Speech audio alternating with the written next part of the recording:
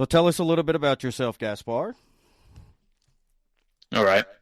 Let's see. I like philosophy. I think that, let's see, I think that philosophy has a certain dysfunctional way of being attached to categories that often don't represent the actual arguments for the positions that the categories are talking about. So I think that it's important, regardless of what one's view is in philosophy, to have some acquaintance with logic.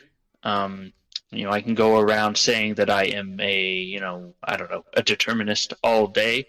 But if that's all I say, it's kind of hard for someone to know why I'm a determinist. And then I might, if I don't know anything about logic, I might spit out some really asinine argument for determinism. And so I think it would be more efficient if someone knew logic and then they gave you their argument for determinism and just saved the label. So that's kind of what I think is important in philosophy. And I think a lot of people get, because they open with the labels and they often don't necessarily pursue it further or at least in enough depth, that this process of argumentation, and I mean logical argumentation, that I talked about is often overlooked or left out. So I think that this fixation with titles in philosophy is a result and also a perpetuator of intellectual laziness. So, Gaspar, what got you interested in philosophy? This is where we'll get into the interesting stuff right away. So I started doubting the Christianity that I was raised on. I would ask questions to the adults. Stop right there. Okay, all right, yeah. Let's hear it. Yeah. What was the kind of Christianity that you were raised on? If you could you, I mean, like. Mm-hmm. Yep. Okay. Yeah. So, go ahead. Lots of people in these communities have heard me talk about how I was raised on in an Amish community, and so that's it's not as formal and ritualistic as like say Catholicism or Orthodox Christianity. But okay, so fast forward a little bit to where my dad lived in the city, and me and my siblings lived with him. He got into Orthodoxy heavily, and so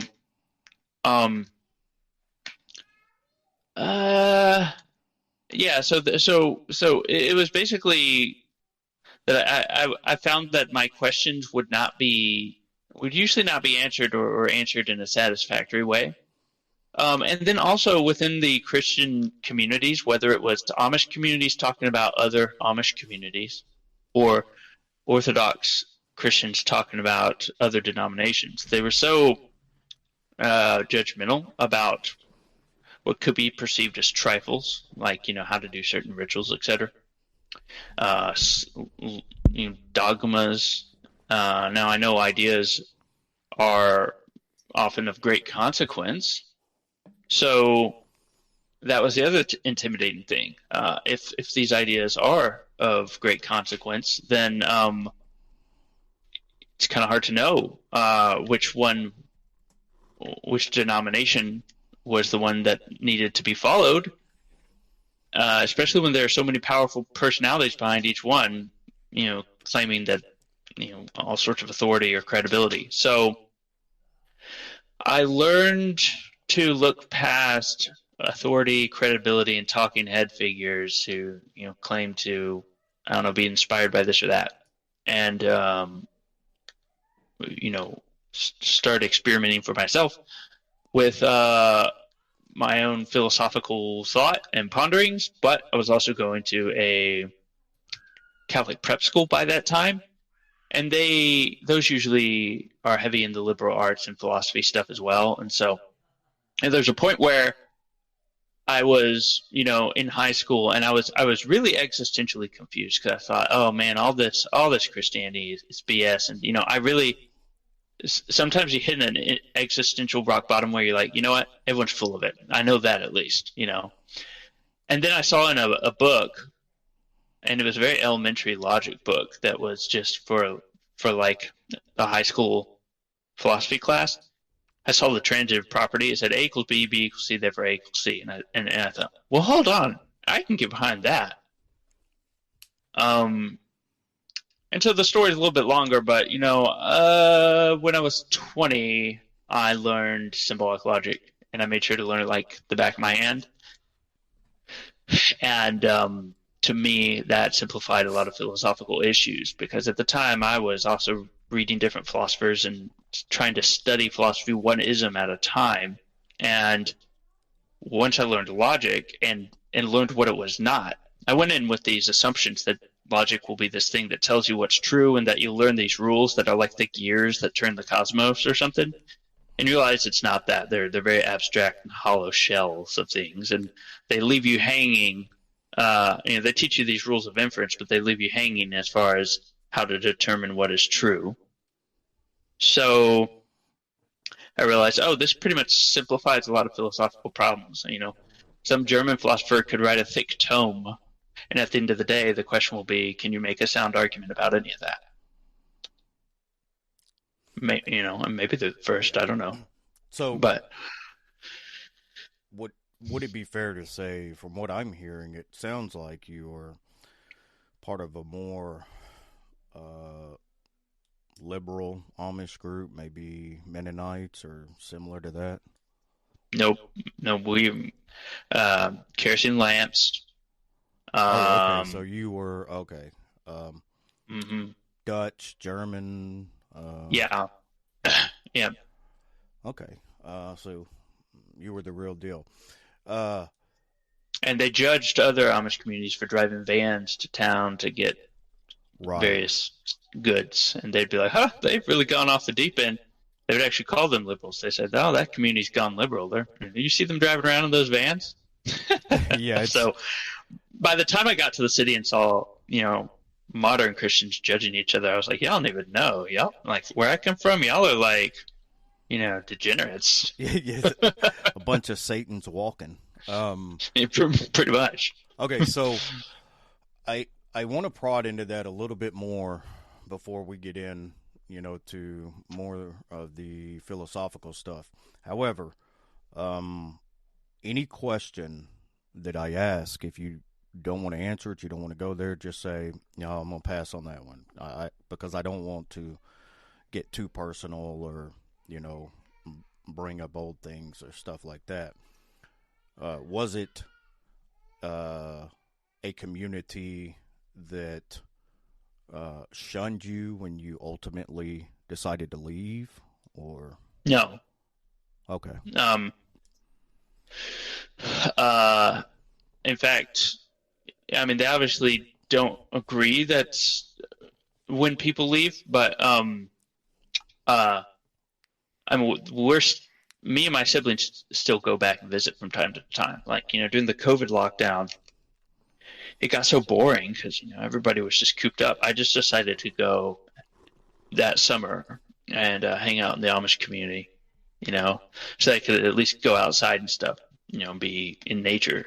So instead of like, only having the option to go a couple places around town.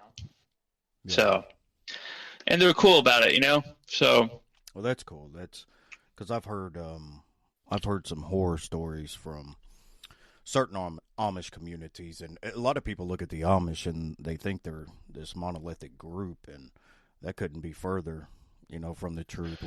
Like you were talking about, I'm close here to Oklahoma, and we have a very traditional Amish community there, right around the corner from the Mennonites.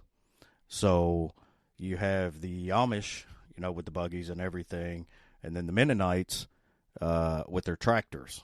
They don't drive, a whole lot of vehicles, but they drive the tractors like up and down the highways and everything else, and it's like that's definitely a heathen right there. So, what when you started doubting it?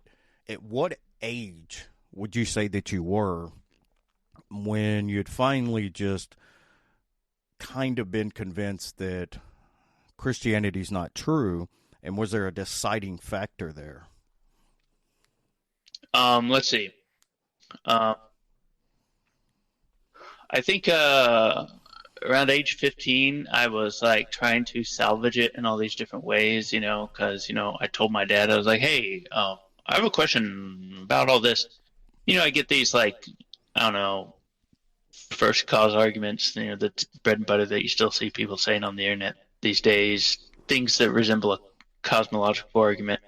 But then it's still like, okay, well, how do we get to, the Christian God and specifically the Orthodox faith from here? And I would like spend time sort of pacing around, trying to like rationalize. I'd be like, well, maybe they're not right about all the details in these denominations, but maybe God's like this force in nature or something. I don't know. And there was a point where, I recognized that I was basically trying to contrive a solution instead of discover one. Fair enough. And I'm sorry, I missed that. What age did you say that was? Well, at 16 is when I finally decided that, regardless of whatever the state of affairs is, or whether it's terribly grim or not, I've got to be able to look at it I've got to be open to discover it, without having preconceptions about it.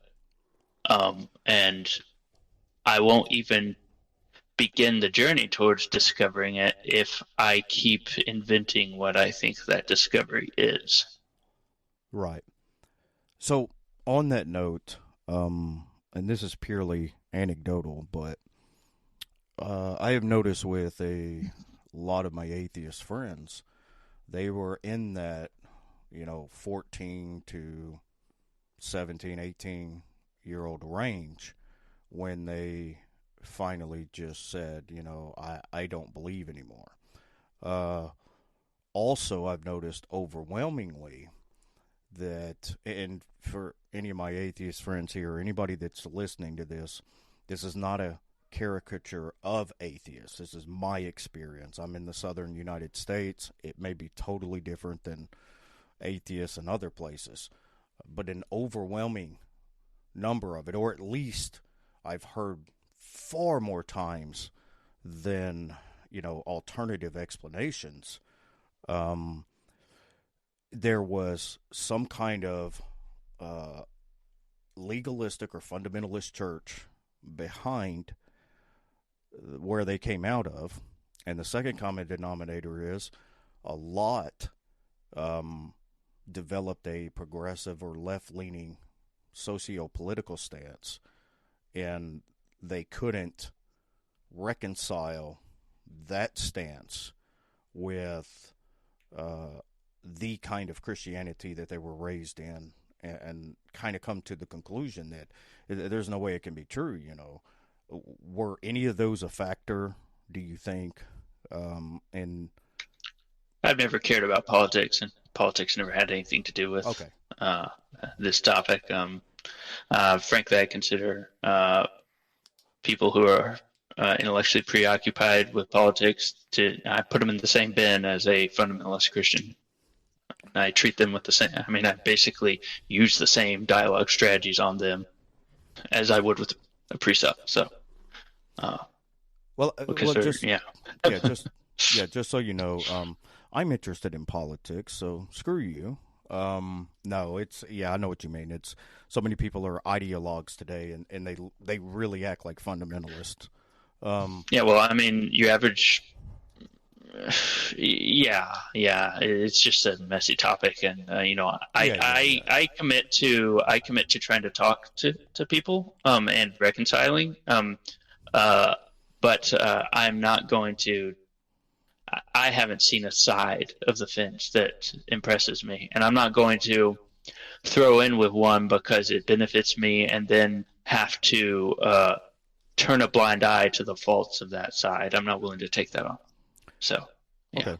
Yeah, that's fair. Uh, I wanted to go back for a second because there was a question that I wanted to ask um, before we get too far away from it. In your Amish community, I know many of those communities uh, believe and will also teach that, you know, salvation is, inextricably tied to the Amish community. And if you leave the community, there's no salvation. And I've known many Amish friends who they were, kind of like an iron rod, and it's probably more the fundamentalist, legalistic kind of reformed, maybe, and not reformed in the Calvinistic sense, but the reformed Dutch, I think it was. Was that something that you experienced? I don't know if it was as explicit as salvation had to be acquired within the community. It was more like it was a little bit softer than that. It's that the world is a place full of temptation, as the world as they called it. And so if people were driving cars, they were worldly, and if people were taking shortcuts with work, trying to use tractors, trying to use too many tools, too much technology, then they were starting to engage with the world. And yeah, so it was Okay. more like that kind of thing. All right. That was the last thing about the Amish I want. That was kind of one of the things I was thinking about. So another thing that I think about often is with the overwhelming amount of my experience with atheists being in the teenage years, do you think at 16, 17, 15, sometimes 14, that the mind is developed well enough to actually evaluate um, the arguments on each side, or to even really make a decision to uh, become an atheist, or become on the other side to become a Christian? Because at 16, I'd be ashamed to talk about half the things that I cared about and what I was doing at 16. And it's hard for me, and I'll be transparent and honest with you. It's hard for me to look at somebody who deconverted from Christianity, especially a specific kind of Christianity, and you're kind of a unique case. And they, ever since then, they've never been convinced that Christianity's true or gone back to it. And I don't know how one at that age and the lack of development, in our cognitive abilities, it seems almost like as if one right in the most impressionable time, from a toddler to being 20 something, they make a decision like that. And it's like that becomes kind of part of their heuristic and who they are. Do you feel and some people are more mature at that age than others. Do you feel you had a pretty good grasp and understanding of, reality and this whole, existence of God question? Okay, so that is a good point to bring up. Is a person in that age group, can they even be trusted, basically, to wipe their ass? Is basically what you're saying. And I'd say typically no. And I'm not the exception. In all these other ways, I was a dumb teenager. However, some of us have an affinity, and around that age is when I discovered my affinity for philosophy. In other words, you know, people word it differently. Some theists say, yeah, but there's got to be something else out there, right? And some of us have this intuition. The way I thought about it is, I think there's an answer to be discovered, and I just kind of trust that it's going to make sense. And so I would rather discover it than try to invent it. And in order to do that, I had to have a clean slate. So I had this conviction that there were things that there were things that could be known, and that you have to be unbiased in order to discover them. So this was an area where I developed a genuine and authentic conviction. But it is true that people at that age, and often into their 20s, for the most part, they're just repeating stuff, and they're worried about what other people think about them. And in many facets, I was no exception. But this was my passion. Like you get some kids who are good at this, good at that, and they're good musicians at an early age. This is what I really cared about. So the way I saw it is going through life not knowing what's going on is not worth it. I wanted to know. I was the sort of person who I thought, yeah, well, if there was a red pill and this was the Matrix, I would take the red pill. I don't care how terrible the reality is. So yeah, that's so you have some good points. One of the things that kind of came to mind when you were explaining that was, so first of all, I like the fact you use the word intuition, because I'm a strong intuitionist. I think everything starts with intuition, and then we do our epistemic duty, to find rational, defensible positions according to what our intuition is, and ultimately we end back at intuition, what seems to be true to us. With that, you had said something that kind of caught my attention.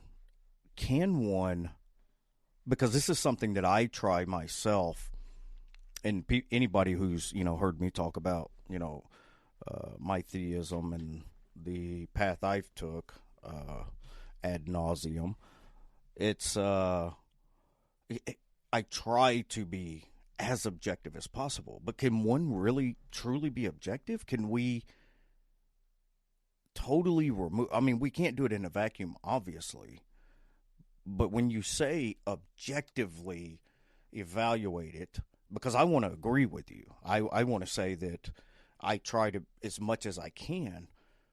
But you would agree that no matter how hard we try, we still have some biases and presuppositions, right?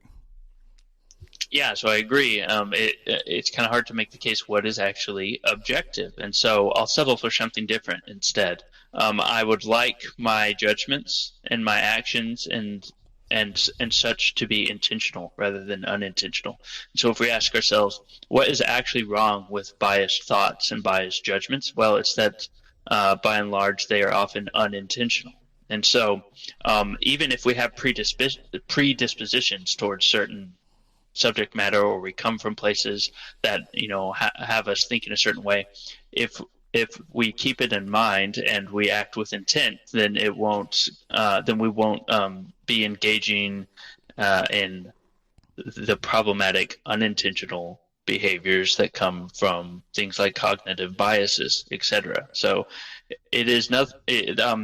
No one is going to have the full universal data set by which they can make inferences, and we're all going to have this imperfect and narrow view of things. However, we don't want that to lead us to make unintended decisions, and so I think it's important to understand what our biases are and act with intent. So yeah, I'm willing to totally give up on the idea of objectivity and settle for intent instead. Yeah, that's a fantastic analysis and explanation. I would definitely be favorable towards that position, because I think that in order, you like in anybody who's spent any time in historiography, if one doesn't, because everybody thinks that history is like this science, but there's a lot of art to it. And if one doesn't realize that we have presuppositions or biases. We can't, if you don't even recognize it, then how are you going to try and put it to the side to evaluate something? So I appreciate your honesty there. And I did want to say real quick, I am extremely grateful that you have come up here and been, for the transparency, the honesty, and willing to take, the questioning and things like that. And kudos to you for that, the tenacity and confidence and willingness, to be open to us. So I really appreciate that, Gaspar. Yeah, no problem. Yeah, it's nice talking to you. Yeah. On a recorded stream, I don't mind answering questions about my Amish past, but I'm sure you relate to this. I'm a family man, and so like on a recorded stream, too much about like me and my family life is maybe, I don't know, it just makes me uncomfortable. So yeah, I'm with you. Yeah, absolutely. And that's why I wanted to kind of preface, some of those questions with, anything that you don't want to answer or things like that. Just say pass, and we'll move right past it. There's, So yeah. What I want to know is, what is Christianity to you, your understanding of God, and what exactly is it that you're rejecting? Okay, so my face value take is that Christianity is a species of mythology, and my criticism of this particular mythology is that its members don't have the awareness that it's a mythology. They consider it to possibly be an exception, and they, in America, in my opinion, break their backs trying to verify evidence that is way, way back in the ancient times, or trying to engage with arguments that can be valid all day, but who knows if they're sound.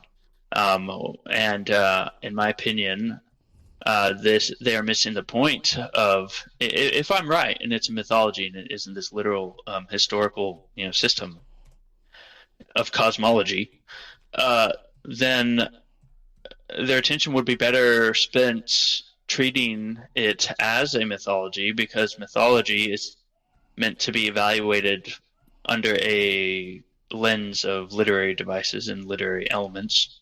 And it is, there are people, and I am one of them, who think literary symbolism has a bigger role to play in human cognition and life than mere entertainment. Sometimes our stories and metaphors can be mirrors that show us what we were thinking, or remind us of opinions that we hold that maybe weren't front and center stage. And so if we do not see it as such, then we might miss out on the whole lesson in the first place. So I consider Christianity to be a myth, and now your average atheist is going to use that as a slight. That is not a slight for me. I love mythology, and I think mythology is useful. In fact, even though we think maybe we are a secular society that is removed from mythology, we've just replaced our current mythology are things like meme culture and political narratives. So it doesn't go away. And so that's what I think about it. Does that make sense? Yes, sorry, I was pouring another drink. This segment's brought to you by Wild Turkey, the original, not the 100 proof. It's too much.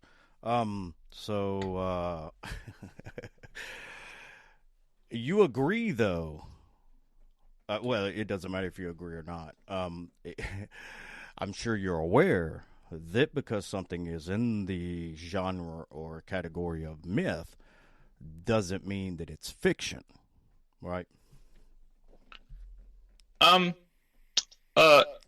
Okay, yeah, we could say that, but also, for example, in poetry, um, or even in writing in general, if something is too literal, it's crass. A writer's supposed to not spell everything out, but they're supposed to say as much as they can efficiently. And that is how literary symbolism is as well. And so, if if I'm going to say that if the mythological symbolism is to be interpreted at its face value and literal meaning, then that is going to be a crass interpretation that would have been better delivered in the form of just like an essay or something, um, or something like that. And I understand that the Bible is a text, but if the events and there are certain events, certain whole sections of the Bible that um, I don't know. It's kind of hard to make sense of them without. I think the most charitable interpretation is a mythological one. You know, like I know you're not. You say you are not a young Earth creationist, okay? And so you probably say that Genesis is symbolic or something. I don't want to put words in your mouth, but um, you know, Yeah, yeah. Don't straw man me, Gaspar. yeah. Um, so my position would be that first of all, the Bible is not a book. The Bible is a collection of literature, some that's meant to be historical, whether it's historical or not. That's a different debate. But some of it is meant to be historical, and a lot of Jews today hold to a lot of it as being a lot of parts of it being historical. Some of it's meant to be theological. Um, it and I think that's where uh, that's where I run into an issue. So my issue is if somebody is an atheist. So first of all, if I'm having a discussion with them and I let them define atheism however they want, but I know that as much time as you spend in philosophy, atheism is typically the negation of theism. It's defined uh, by what theism is, and even though it's a negation, it's still a proposition. So what I would say is let's concede that the whole Bible is myth. And myth in the mythos sense, that it's even got a lot of fiction in it and all of this. How does it follow from that a God doesn't exist? It doesn't necessarily follow that a God doesn't exist, and it doesn't follow that a God does exist. In fact, I don't know what follows from that. Okay, but that's honest, great answer.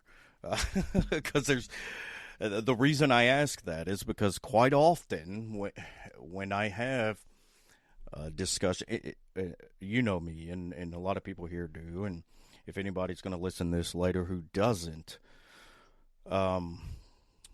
I don't. I'm not an apologist. I defend my views because I want my views to be defensible, rational, and with that, I have a lot of atheists that I interact with that they go straight to contradictions in the Bible. The flood couldn't be scientifically true.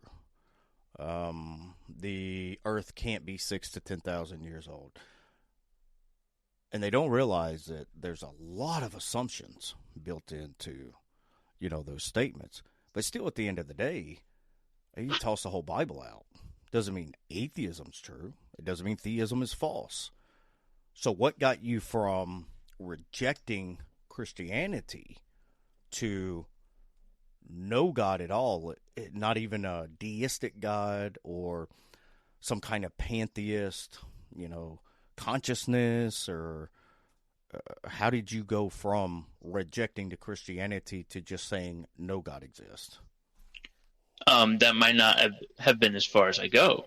Okay. It might have been more of a, I'd say what's more accurate is a Russell's teapot situation. It's like, okay, I'm not convinced by this. So, until I have reason to be convinced by it, I'm going to move on to other things that I think could be convincing. And so let's see. There's a lot of different definitions of God. So, like you mentioned, these other, pantheism or whatever.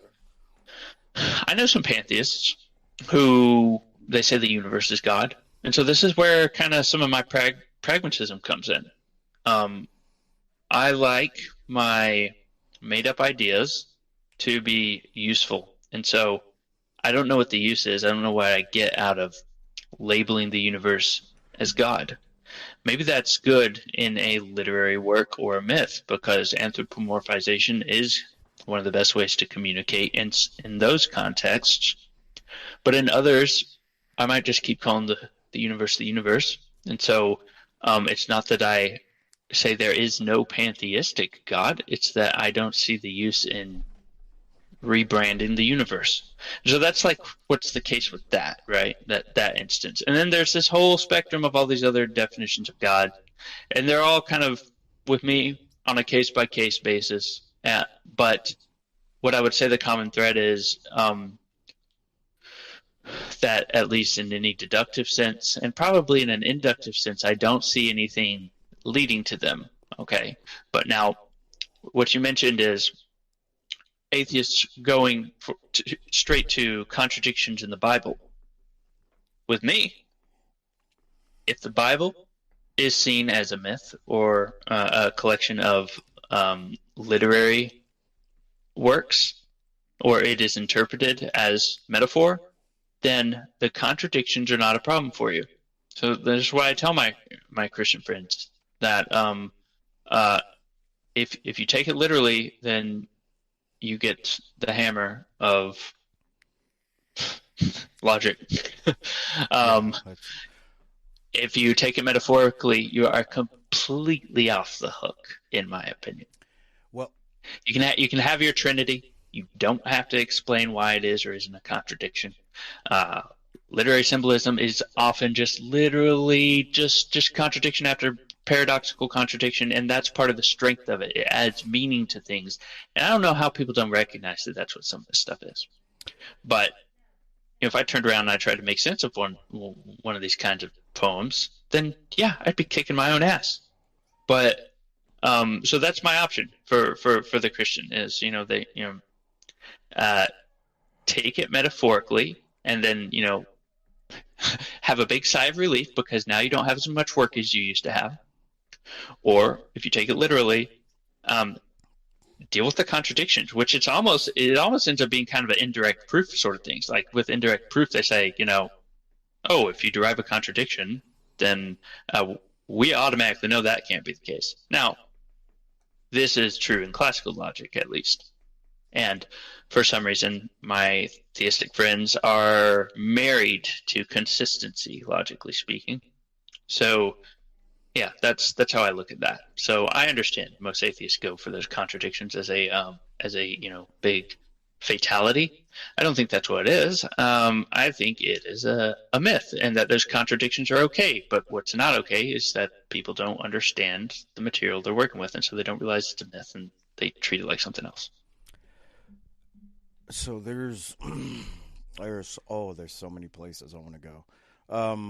Well, first I want to say, after listening to you restate what I said back to me, it seems that there's a way that could have been interpreted uncharitably, and I wanted to clarify and apologize.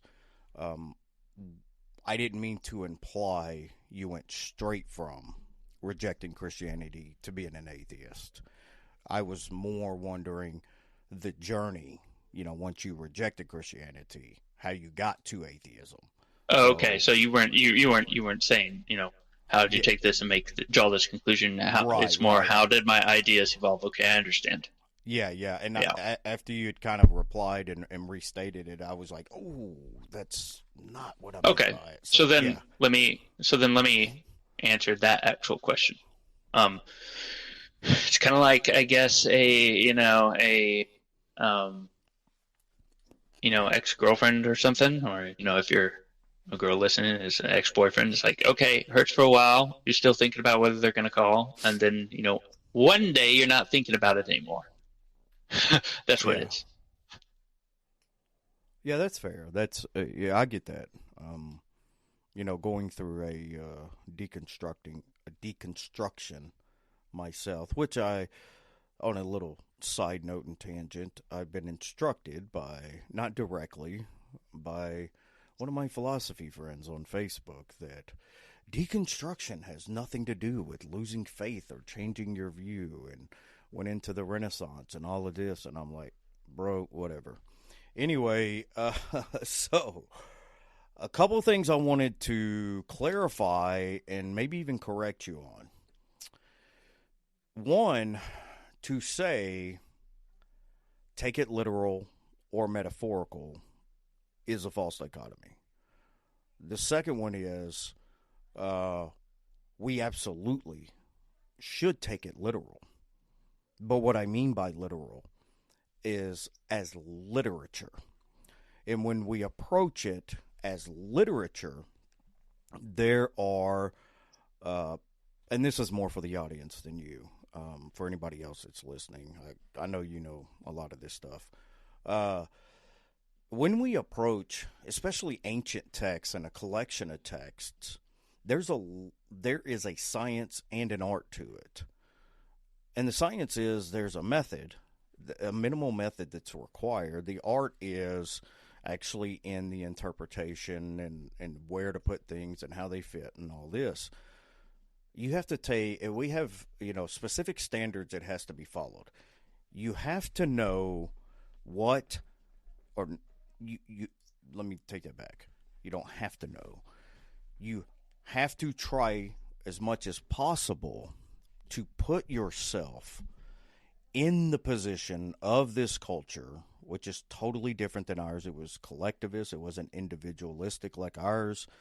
There was, there were so many different social mores, things we think are sins here wouldn't have been there, and there it's here. So we have to approach it as literature. And when we approach it as literature, we need to know what the genre of the book is. For example, the book of Hebrews is a preaching book. It's called a homiletic. Well, homiletics, preaching books, were just like the pastor on Sunday giving a sermon. He doesn't mean for every single little word that he says to be true. It's the theological message that comes out of it. He's painting a picture. He's giving parallels. He's doing all these things. So we need to know what the genre is. We need to try and see what the author was trying to convey and how the people at that time with their understanding would have received that. And if there's any specific things, such as like with Paul's letters to the churches, Paul was speaking specifically to certain churches with certain issues. Well, in literature, you have what's called literary devices. The literary devices are, there's metaphor, there's simile, there's hyperbole, there's you have the face value interpretation, you have allegory. There's all kinds of literary devices that are used in literature, and that's no different for ancient texts as it is now. In fact, it's even a little more difficult. This is not a failure of you and reading scripture or taking scripture. This is a failure of the church, because with Protestantism came an increasing anti-intellectualism, and this idea that we can take all of these ancient cultural texts, put them in our language, put them in a book, and then we can all go home and read this book, and somehow the Holy Spirit is magically going to illuminate to us the truth. And I won't even get into the whole history of how that came about. So I would agree, we have to take it literally as literature. We have to take into account all the things that I'd laid out. There is myth in Scripture. It's not all myth. I don't think you're not a Jesus mythicist, are you?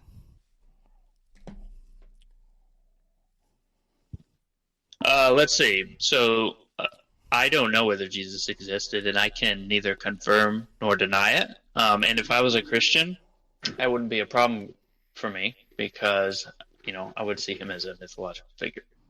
Oh, I wouldn't. No. I wouldn't even be a Christian. Come on, Gaspar. It's okay. All right. So then that's the bullet you bite. If you have to take it literal, then you have this massive skyscraper of problems. No, wait a minute. Hold on. What I was going to say is, I know what you meant by that, and I didn't parse out exactly what I meant by mythicism.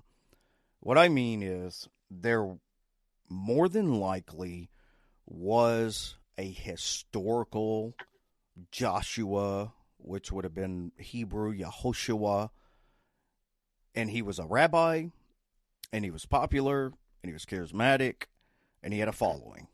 I don't mean that we have to take all of the. I'm talking about just starting at ground zero.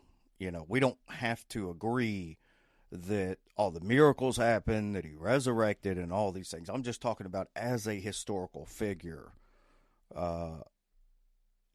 You wouldn't agree that it's more than likely that Jesus existed, at least as a historical figure that these stories spurned out of? Yeah, so I just don't know. Okay, I have no way of knowing that, in my opinion. And anything anyone's ever told me about it, witnesses, this, that, and the other, whatever. And, okay, so I understand you. And I want this to be more about, learning about Gaspar and his views and not necessarily a debate. But, are you critical of knowing figures from history, period? Or is this a special case with Jesus? You just you don't rely on like historical methods or different kinds of historiography? How do you approach that? So like with things like Adolf Hitler, I think he was probably real because we have footage of him and stuff. And,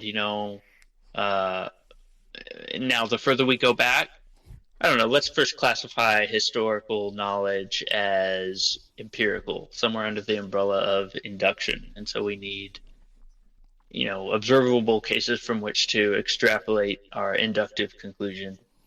And we all know that there's no cut and dry way to do that. But as we go further and further back, our set of evidence becomes less and less reliable. I think most people would probably agree on that.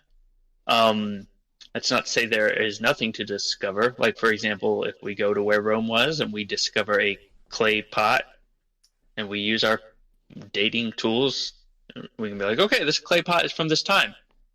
But then, if we want to know whether Socrates' ideas were perfectly translated from Plato, because Socrates didn't write stuff down, but his students did. I don't know, So, and hold up, because I am a pragmatist, I don't need to know this stuff. All I need is some explanation for how things got here. It's like, yeah, I want some backstory to start with, even if I don't know if it's completely reliable. I want to know how this, America got here, and I want some story. And if I find out that it's completely slanted and parts of it get debunked or something, I won't be surprised. So that's how I look at historical knowledge. So yes, we need it. I don't write off the whole field. I'm not like a history denier. It's just I handle it in a soft way. It's like, yeah, I need a backstory for this. I need a backstory for that. But if it turns out to be completely slanted, it was better than no backstory. Right. You know, so Okay. yeah, there's that. Yeah, not. But then it makes it hard for us to ground things like, okay, was there, who was Homer who wrote the Iliad? Who were these different figures?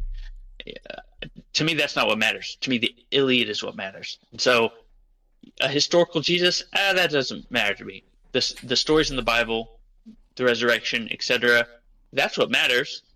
Whether it literally happened, I say that shouldn't matter. But that's a self-made problem from Christians, in my opinion. Okay, that's fair, and I don't want to take up all your time on the existence of Jesus. I do want to talk about the pragmatism part of it a little bit, but before we get to that, what exactly? So, I mean, you don't have to, give us like a super long, nuanced kind of idea. But what would be kind of your framework of epistemology? What would you? How would you go about saying that? And this isn't meant to, push back on you or nothing like that. I just want to understand more, where you're coming from. Do you have a specific epistemology you hold to, or an accumulation, or a specific justification, or truth theory, or something like that? What do you consider truth and knowledge, at least, at your personal experiential level? Okay, so truth, knowledge, and epistemology. These are things that they have many. There are many different alternative definitions of truth, knowledge, and logic as well, and systems, etc. And so, upon trying to establish one over the other, we find ourselves having to defend the assumptions that they're founded on. So some of us fall into trying to reify these assumptions into brute facts, self-evident truths, or absolutes, etc. Thank you for the shout out. Yeah, but the destination is ultimately the same. They're not able to. We're not able to defend, for example, the axioms of logic, nor should we try, in my opinion. There are people who, they engage in all sorts of backbreaking acrobatics to try to do it. But I don't have to back up logic. Precepts tell me you have no grounds for intelligibility or reason. It's like, oh, well, I can't back up logic, but that's not a me problem. That's an everybody problem. But it's okay because I use logic. I can use it. I don't need to prove that its assumptions are metaphysically true. And so my point is,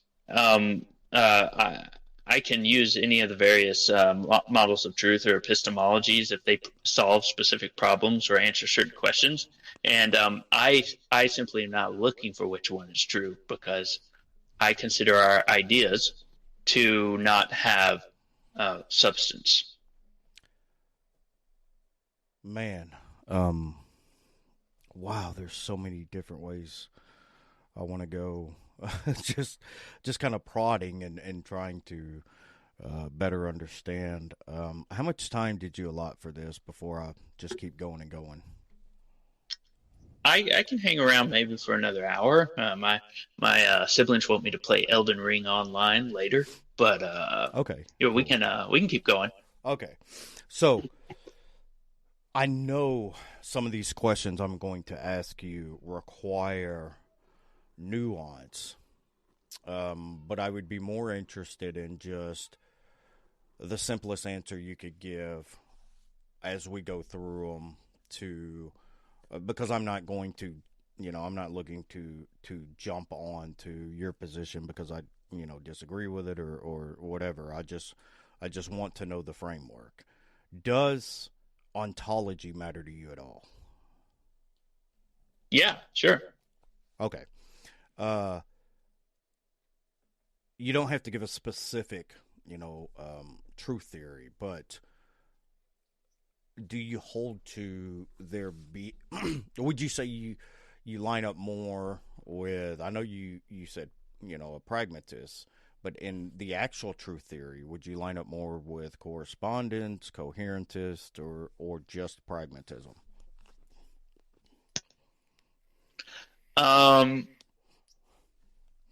Let's see. I honestly, when considering whether something is true, I honestly don't actually consider any of those theories of truth. I just say something's true. Okay, that's You fair. know. Yeah, that's totally fair. That's and anybody that's in the audience or may listen later. What I meant in the simplest form is, for Let me coherence. explain why. Yeah, What's let me that? explain why. It's because let me explain why. Oh, Because okay, um, go ahead. I think theories of truth are nominal when they're things we've made up. And so if I'm going to make stuff up, I'd rather make it up with fewer parts. And so, I'll say something's true if I think the other person's going to know what I'm talking about, and I'll flesh it out. If someone doesn't know what I'm talking about, and if I have to use a theory of truth, then I'll probably like reach for the nearest one. So yeah, like Okay. that. Yeah, that's fair. Some of these things. So I'm actually going to add this to my podcast platform. So some of these definitions and things that the podcast listeners may not know what I'm talking about. I and your idea of what you're talking about is true or truth.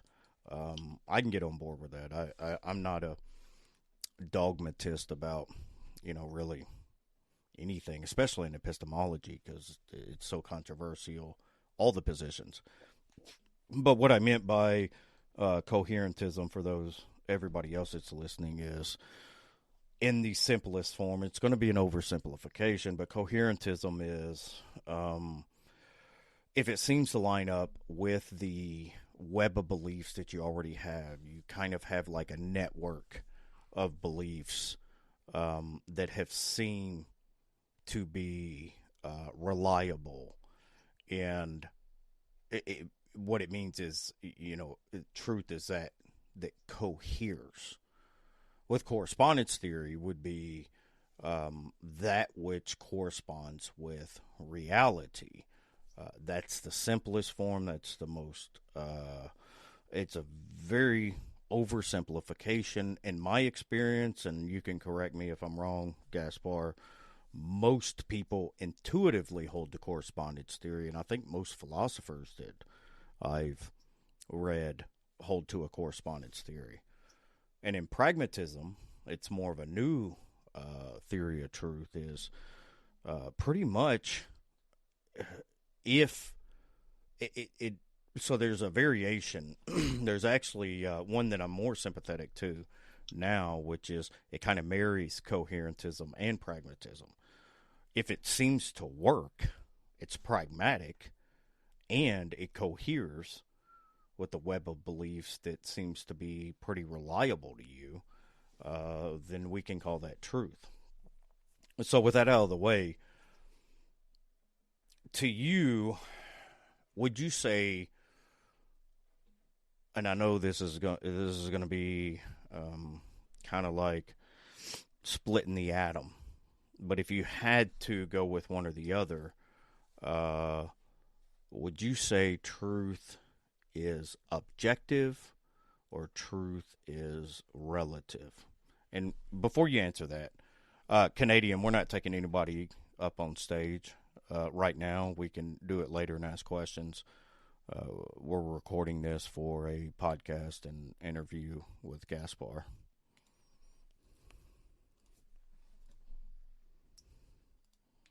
Okay, so you want to know which theory of truth I would choose? Well, more simply, instead of even having to get into those nuances and everything, would you simply say truth is objective? And what I mean by objective is that it is the fact of the matter that this is the case, whether you agree with it or not. Or would you say it's relative in the sense that something can seem to be true to me, while something else can seem to be true to somebody else. Yeah. And so you want me to tell you which one I would take? Or you don't have to pick one or the other, but which one would you lean more towards? I have an affinity towards truth being, I don't know, relative's pretty soft. I'd say subjective, but you only gave me the options of relative. So if I have to choose, I'll say relative, but what I'm going to admit is that I think there are problems, there are ways I can be owned immediately by taking either one of these options. Absolutely, and I'm not going to jump on that opportunity because I'd rather flesh it out and give you the benefit of the doubt. Well, what I want to say is, this is just me taking the options you're giving me, but like ultimately, since I think there are problems with taking either one of these options, I say we bite those bullets. We not wonder which one is true. We remember that we made these definitions, and we just use them. The only excuse for these ideas is that we use them, and if they reliably do what we want. So I'm not concerned with which one is actually true. So if you ask me which one I lean for, and it doesn't mean which one I think is objectively true, well, then I'll say the one that is helping me address the problems I'm trying to solve at the moment. Fine. Yeah, absolutely. That's kind of like a meta-pragmatist, and I just made that up, but kind of a meta-pragmatist. While it's not necessarily just pragmatism, you would, and I'm going to try to steel man your position, tell me if I'm wrong, but it would be case independent or case dependent. You're going to evaluate each situation instead of just giving this absolute overarching, dogmatic view on what truth is. You're going to evaluate and make your decision based on a case-by-case basis. Yeah. And furthermore, I'd say that if I thought that one of these models was intrinsically real or something, then I would be averse to the variation in the world that model is not suitable for. Right. And these are problems that realists create for themselves, in my opinion. Yeah, that's fair. That's I'm a realist about a lot of things, but I understand the baggage that comes with that, and it's something I'm still working through. So with that,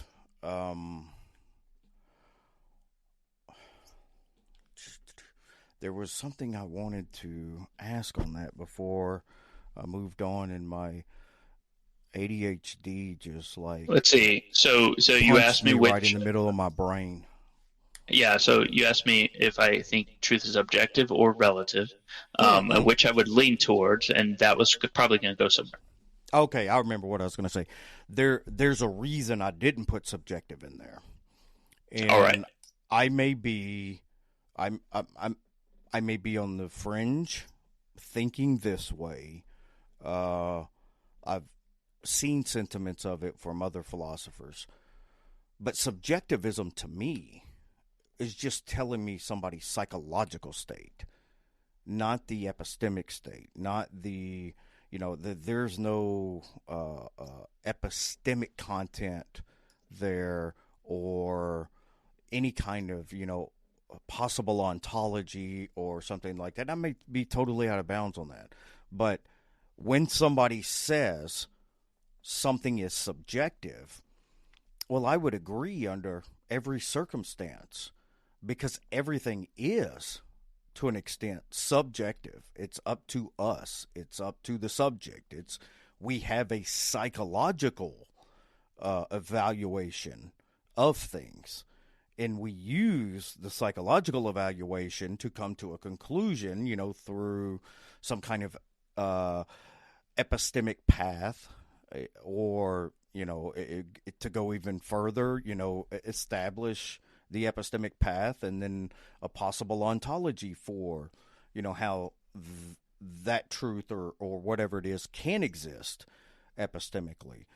So I try to avoid subjectivism as much as possible.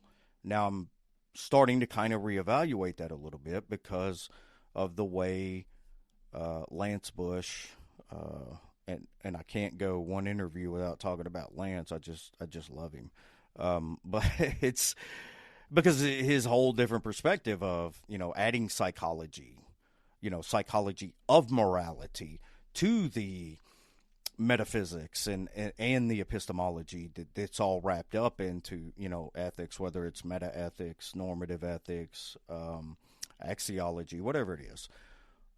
So that was the reason I avoided using subjectivism. So my next question would be, and this is just a thought exercise or a thought experiment, don't press it too hard. I just want to kind of illuminate something, see how you deal with it, because I know you're a very, a rational and thought out person. Holding to whether it's some kind of meta-pragmatic position or pragmatism or something like that, if 100 believers in God were to come to you and say, well, the belief in God works for me. It fills all of these voids. It gives me explanatory scope and hypothesis, or explanatory hypothesis, with different philosophical positions. It works for us, and there's 100 of us, and there's just you. What would your response to them and their claim that God exists, because it does work for them and works as an explanatory scope and explanatory hypothesis? What would that conversation be like from you? I'll give two answers. Let's say that I don't have the fortitude to resist peer pressure, and my opinion does change on those accounts. Okay, and I do end up believing in God or thinking it's pragmatic because of those numbers. That'll lead us to my second answer, which is I don't think that makes it objectively the case. Right.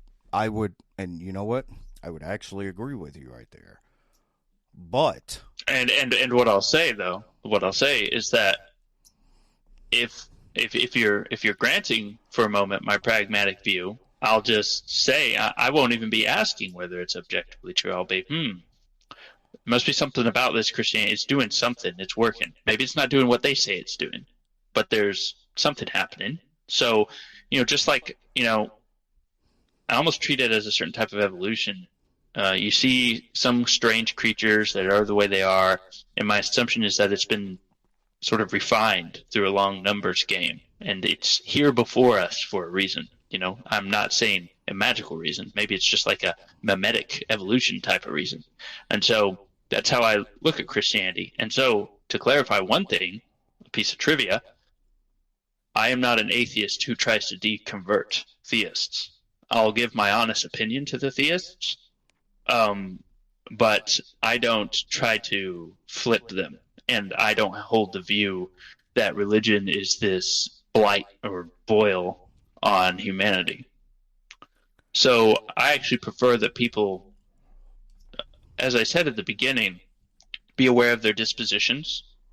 You don't have to try to change them. You don't have to try to be a person without dispositions. Just make sure you act intentionally, because we see cognitive biases. They are a way that our dispositions cause us to act without intention.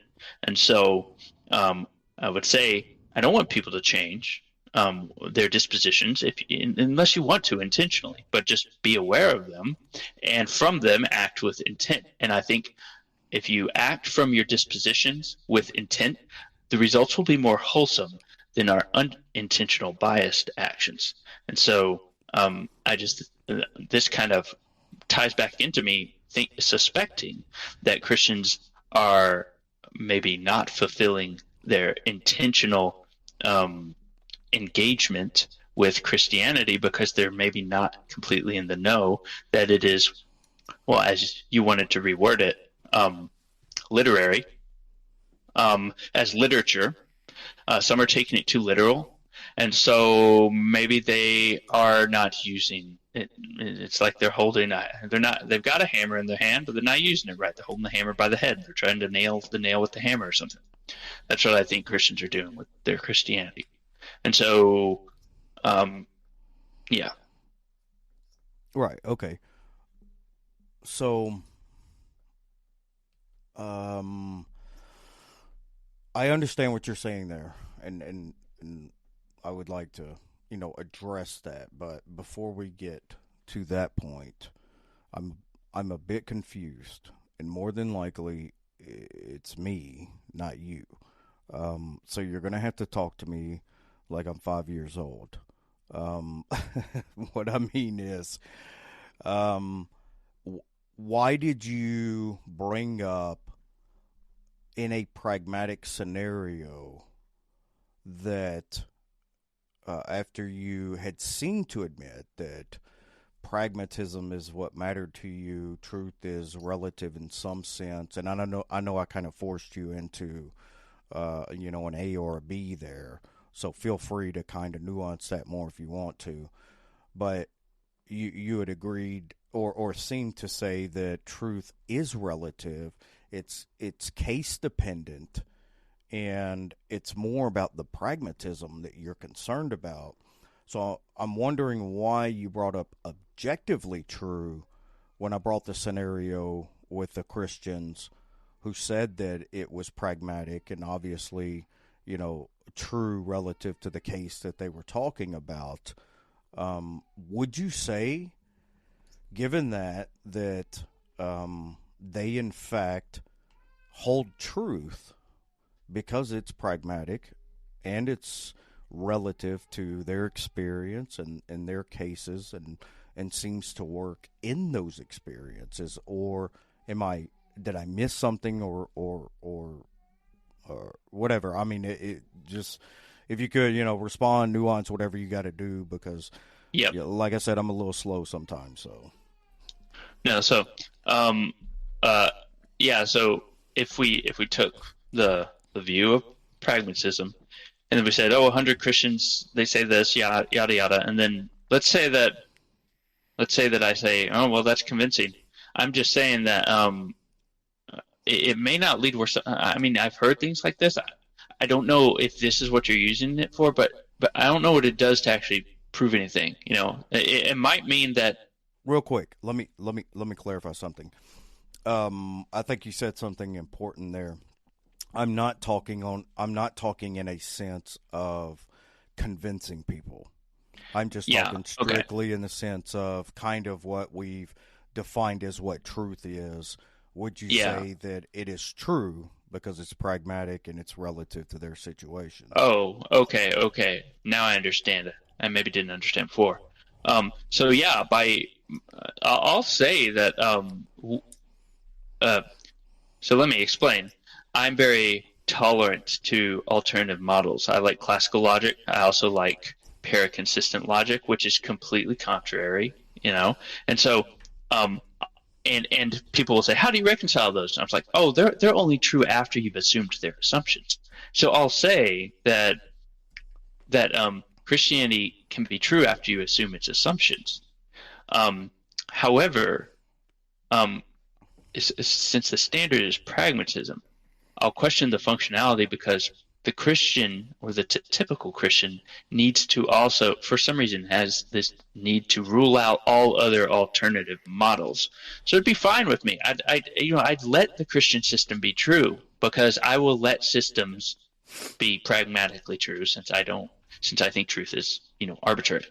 Um, but the lack of functionality really comes where the Christian then sets out to refute all other alternative models, when in fact all of our models are built on assumptions that ultimately we can't defend. And so taking a model that you like that is built on assumptions and then turning around and trying to point to other systems and say that those systems are founded on assumptions or this, that, and the other, that doesn't work. All right.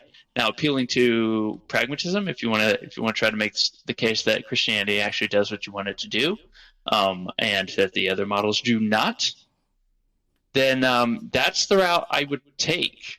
But then that's a whole discussion of whether Christianity actually does what you want it to do. So does that make sense? Yeah, yeah, absolutely. And I mean that small part of this conversation and topic is something we could actually have a whole conversation on. So, and I'd be totally open to that in the future. But I want to be fair to you and not bog you down in different truth theories, epistemology, and things like that, because I want to know more just about Gaspar and not necessarily does Gaspar have every single philosophical view worked out.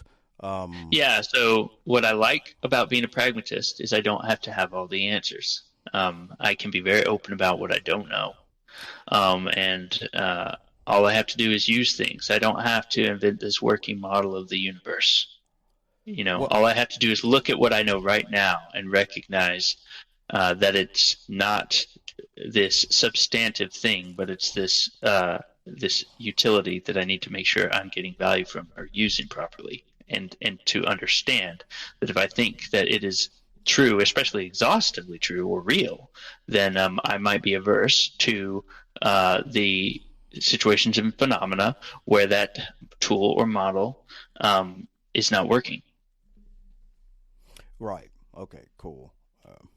So, so right, and I would actually, believe it or not, agree a lot with that position because, like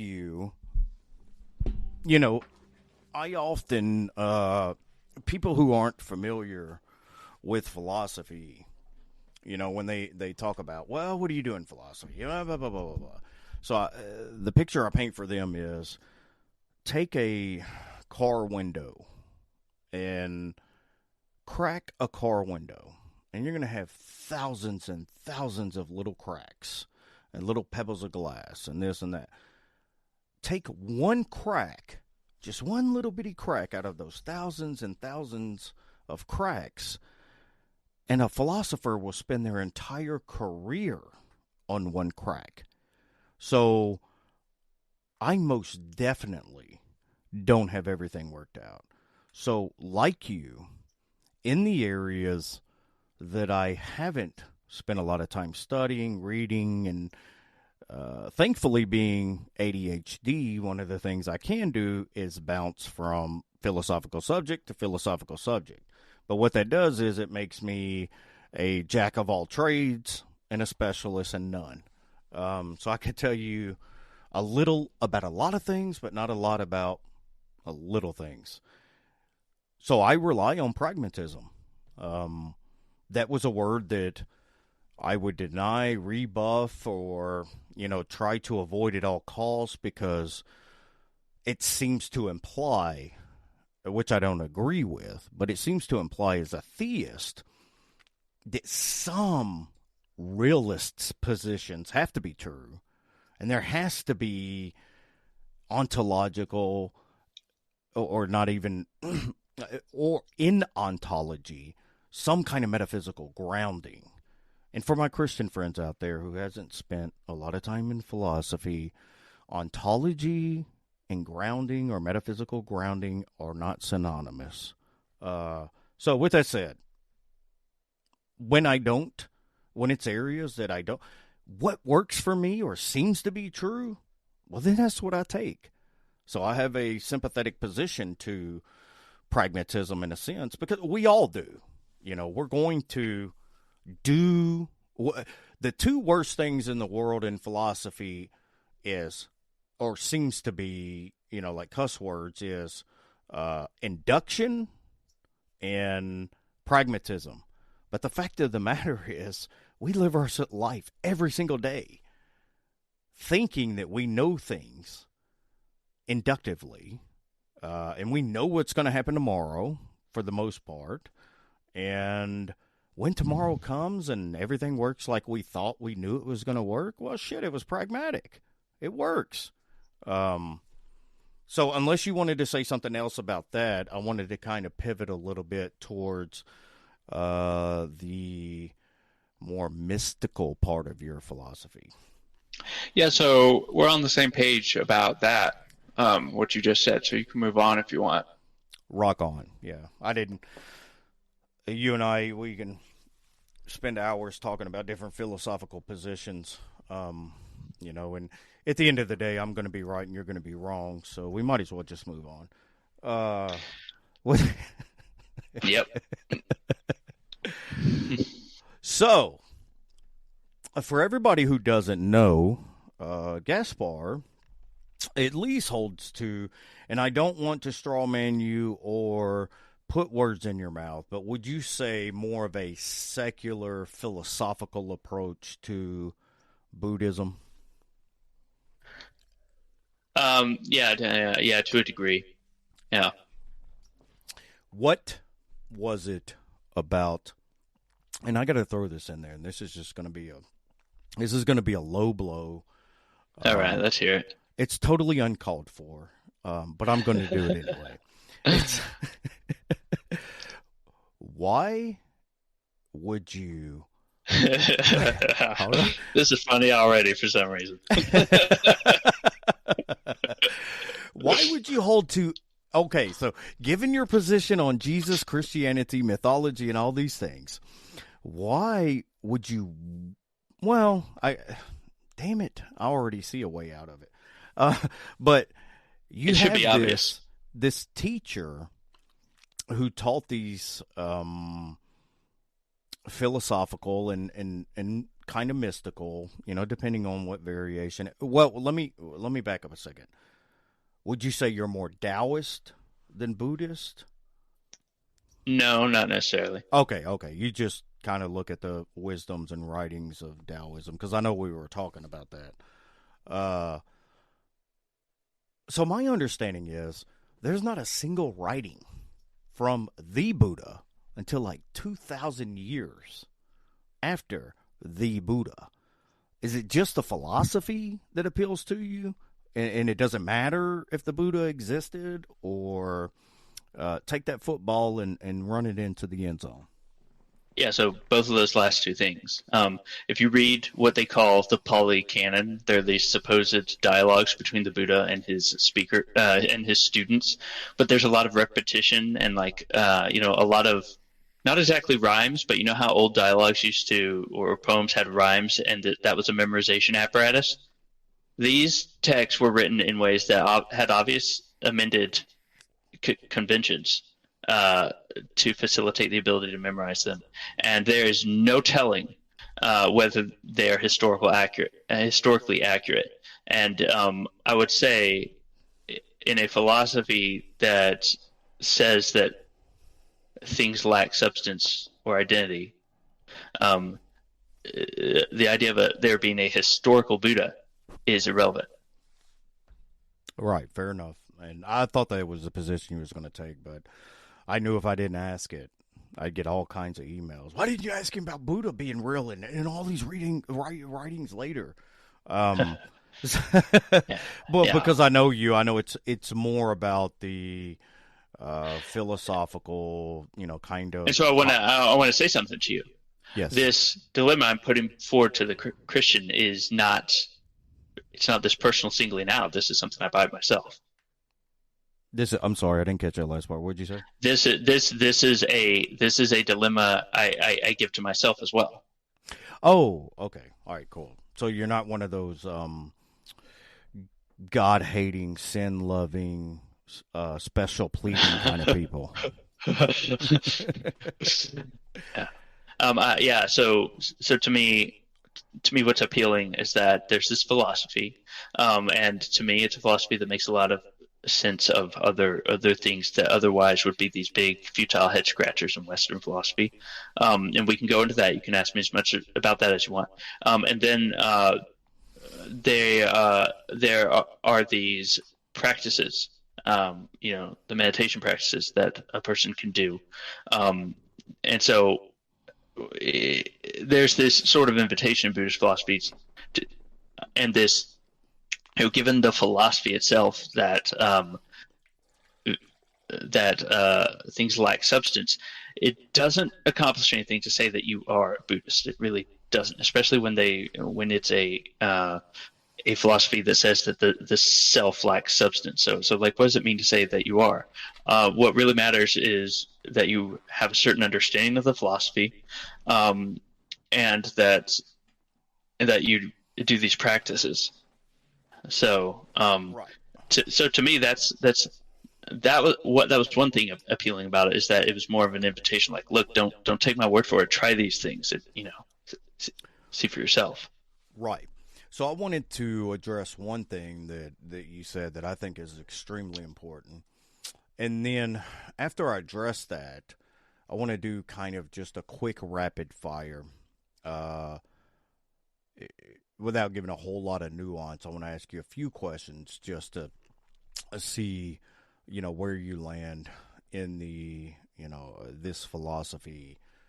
And with that, so without confusing everybody with laying out a 5-minute agenda, I wanted to say one thing. You brought up a very good point, and that is the oral tradition of Buddhism. I like the fact that you are as consistent as you are. I like the fact that I can already see the pragmatism that you hold to bleeds straight into this philosophy because of the pragmatic nature and the benefits of meditation and introspect. And we can talk more about that in a little bit, because I draw a lot of parallels between what originally prayer was in Christianity with meditation. But I want to go back and say, I love that you recognize in this oral tradition that there are what's called mnemonic devices. And for those who don't know, mnemonics is the study of memorization. And this is actually one of the points that I point out to biblical literalists and fundamentalists. If you look at, and I'm not going to address all the scripture. We don't have to go, back to Christianity and stuff like that, because I'm more interested in your position. But I think you brought something up that is so important it needs to be illuminated. And the argument that I give is, if you look at the creation narrative in Genesis, and that's all I'm going to talk about. I don't care about the rest of Genesis. It is a perfect mnemonic. And what I mean by that is, if you can imagine an oral culture who would pass down mythologies mixed in with histories of the people, their understanding of how the world in reality works, and you have a cursory understanding of mnemonic devices, even the fundamentalists can't deny, once it's illuminated properly and they really kind of understand the point. If you look at the six-day creation, you can imagine the teacher, the community leader, the rabbi, whatever it is. So he'll hold up one finger, and he would say, and you can even take the finger and part it into three pieces where the finger bends with the two creases in the finger. So he holds up a finger, and then he goes, on this day, with all three parts, of the finger, God did this, this, and this. And then you go the next finger. On this day, God did this, this, and this. And it's a physical demonstration of a kind of a trio of information that can be relayed to, the physical process of, putting the fingers up and going through the different indentions. So on the third day, God did this, this, and this. On the fourth day, God did this, this, and this. On the fifth day, God did this and this. And then you go to the other finger. And the reason being is because with the ancient Hebrew, they had a very limited vocabulary. And although gematria came about more famous later on after Hellenism, they still were very numerically driven with their language. You go to the second chapter of Genesis, and it goes through the creation story again in the very same manner. And that was the whole point of the creation narrative, and repeating the creation narrative is they are, when I say they're perfect mnemonic devices, I mean they literally fit the perfect definition of what a mnemonic device is, to have this memorization so that they can pass it on in an easy way. Jumping forward, that was the whole reason Jesus talked in parables. It wasn't necessarily to confuse everybody or be this super poet or things like that. He was trying to convey messages in a poetic way through stories where it would resonate and they could remember it and pass it on. So I think that's a lot of things, going back to like we were talking about earlier, Gaspar, with the literary devices and all that. I didn't want to jump into those nuances at that time, but since you brought that up, I kind of wanted to address that. If you want to say something on that, go ahead, and if not, I will rapid fire with a few questions to kind of hone out your position. Yeah, no, I don't have anything to object to with what you just said. Okay, sweet. Everybody heard it here. Gaspar just converted to Christianity. No, it's so. Are you an idealist? No. Okay. Are you a dualist? Nope. Are you any kind of pantheist, panentheist, objective pantheist? It doesn't necessarily have to be a god, but maybe a collection of consciousness or something like that. No. Okay. Do you believe in reincarnation? That's something I think is metaphorical, and has become superstitious. So, no. Okay. I have some interesting things to say about that.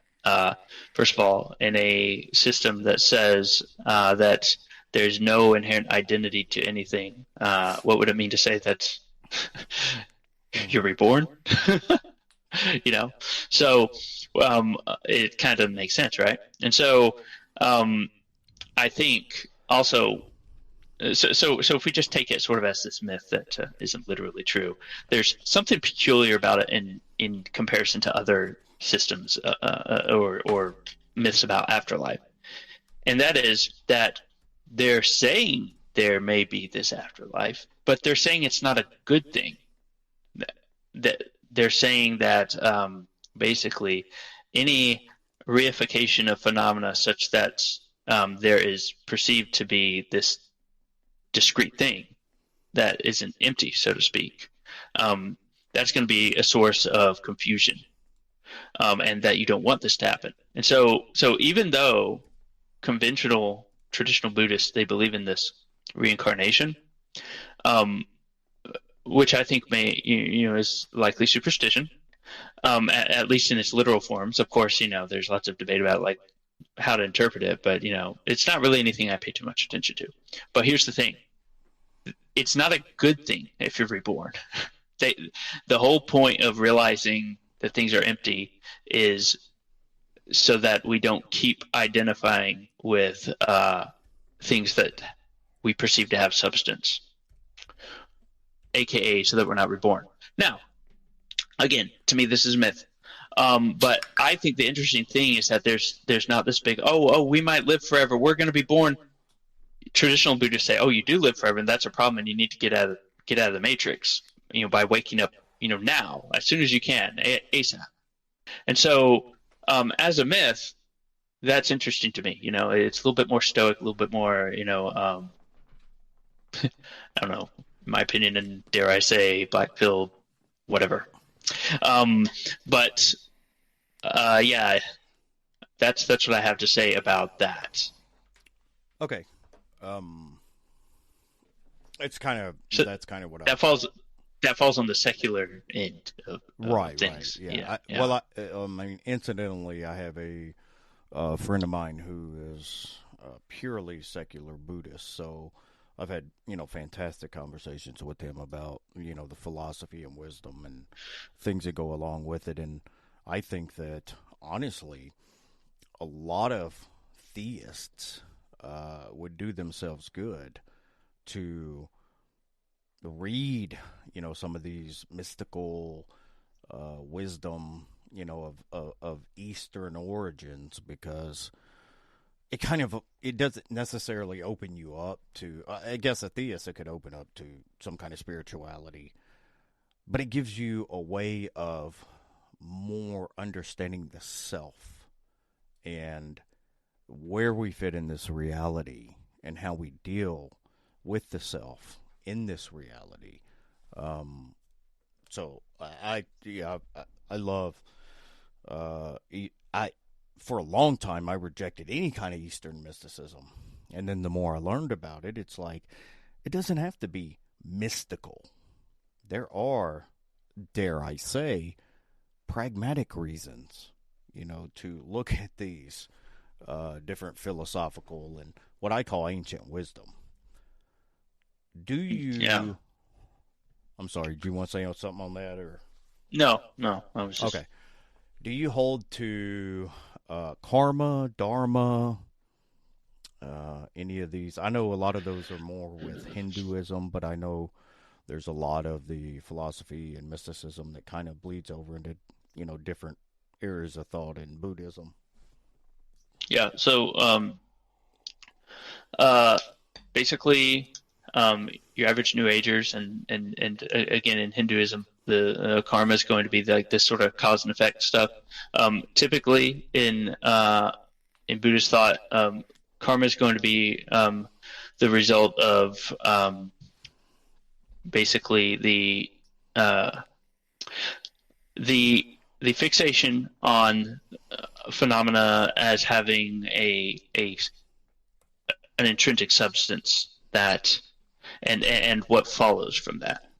So it's like I said, I can use many different systems. I'm okay with all these different systems, but if I think they're real, suddenly my attention goes away from using them, and now I try to jealously guard them and establish them as superior to the alternatives, and then I go on this fool's errand trying to refute the alternatives while trying to show that my system is the exception and can't be refuted. So, um, so where did things go south when we thought that something had this substance instead of being this convention? You see, Right. and And so okay, yeah. Sorry, no, no, what? no. Go ahead. I'm sorry. And so what? Basically, in Buddhism, karma more or less, and let's grant that there's debate about like everything, just like any other field, right? So I can't unilaterally answer definitively, but um, a lot will say that what they call karma is the result of basically the self or the belief that there is a substantive self. You see? Right. Right. That Yeah. Absolutely. Um, Before we got too far away from reincarnation, I did want to quote one of the greatest philosophers of the 21st century. Um, his name is Tupac Shakur, all and right? at 19 years old, he was in prison, and he did this prison interview. And he had already been shot once, and he'd been shot at, and all these things. And the person doing the interview said, "What do you fear most about death?" And I mean, without missing a beat, he said, being reincarnated and having to do this shit all over again. And I was like, you know what? That would suck. I think hell would be better than being stuck in this matrix loop of slowly but surely reliving life over and over until you filter out all of these imperfections. Is that the right word that would be used? And yeah, okay. So anyway, not to get on a tangent, I thought that was like kind of one of the greatest insights ever. And anybody who doesn't know Tupac, you can put your resignation to my server in my DMs. No, I'm just playing. So I think it goes without saying that you don't really hold to more of a realist position. I know you're not realist about anything. You're nominalist about everything, even the fact you exist. But there's just a quick slide in there. Do you hold to that's all right. higher levels of consciousness, ultimately nirvana, or do you think this is more of a philosophical, meditative kind of idea to hold to? Okay, so let's see. We're getting to this before I've gotten a chance to really explain what emptiness is, which might be a prerequisite for me to answer these questions. Absolutely. Go ahead. Fire away. Oh, sorry about that. I forgot to turn my phone off. Yeah, so the philosophy of emptiness is, again, some could call it a species of a non-realist philosophy, but it's the idea, you could say it's a metaphysics, but you could also maybe say it overlaps with morality or virtue ethics, and that it's the idea that phenomena lacks inherent identity. And so, like I point out with these different systems of logic, etc. Hold on, I'm sorry. I hate to cut in on you. When you say you said phenomena, like the phenomena. I said phenomena. Yeah, I said phenomena. That's what do you mean by it lacks inherent identity? Right. Yeah. Yes. Yeah. So let me give an example. Let's say that. Let's say we come up with a definition of truth that we stipulate. Back to the theories of truth. Okay. Some of us might forget that we're supposed to use truth, and we might think we need to find out what the actual truth is, or find out what the truth is that our theory of truth is representing, or another example, I guess. Okay. I'm gonna talk about the heap paradox for the people in your audience who maybe. Oh my God! Do we have to go with the heap? Come on, Gaspar. The best. I'm just the demarcation problem. Yeah. Go ahead. Yeah. So the idea is, how many grains of sand does it take to make a heap? And then if you answer anything, the answer is why. The question is why. And then. It kind of becomes, I don't know, it's kind of hard to establish what a definitive heap is. And this thought experiment is something that we could say kind of extends to most of the things that we define or coin, so to speak.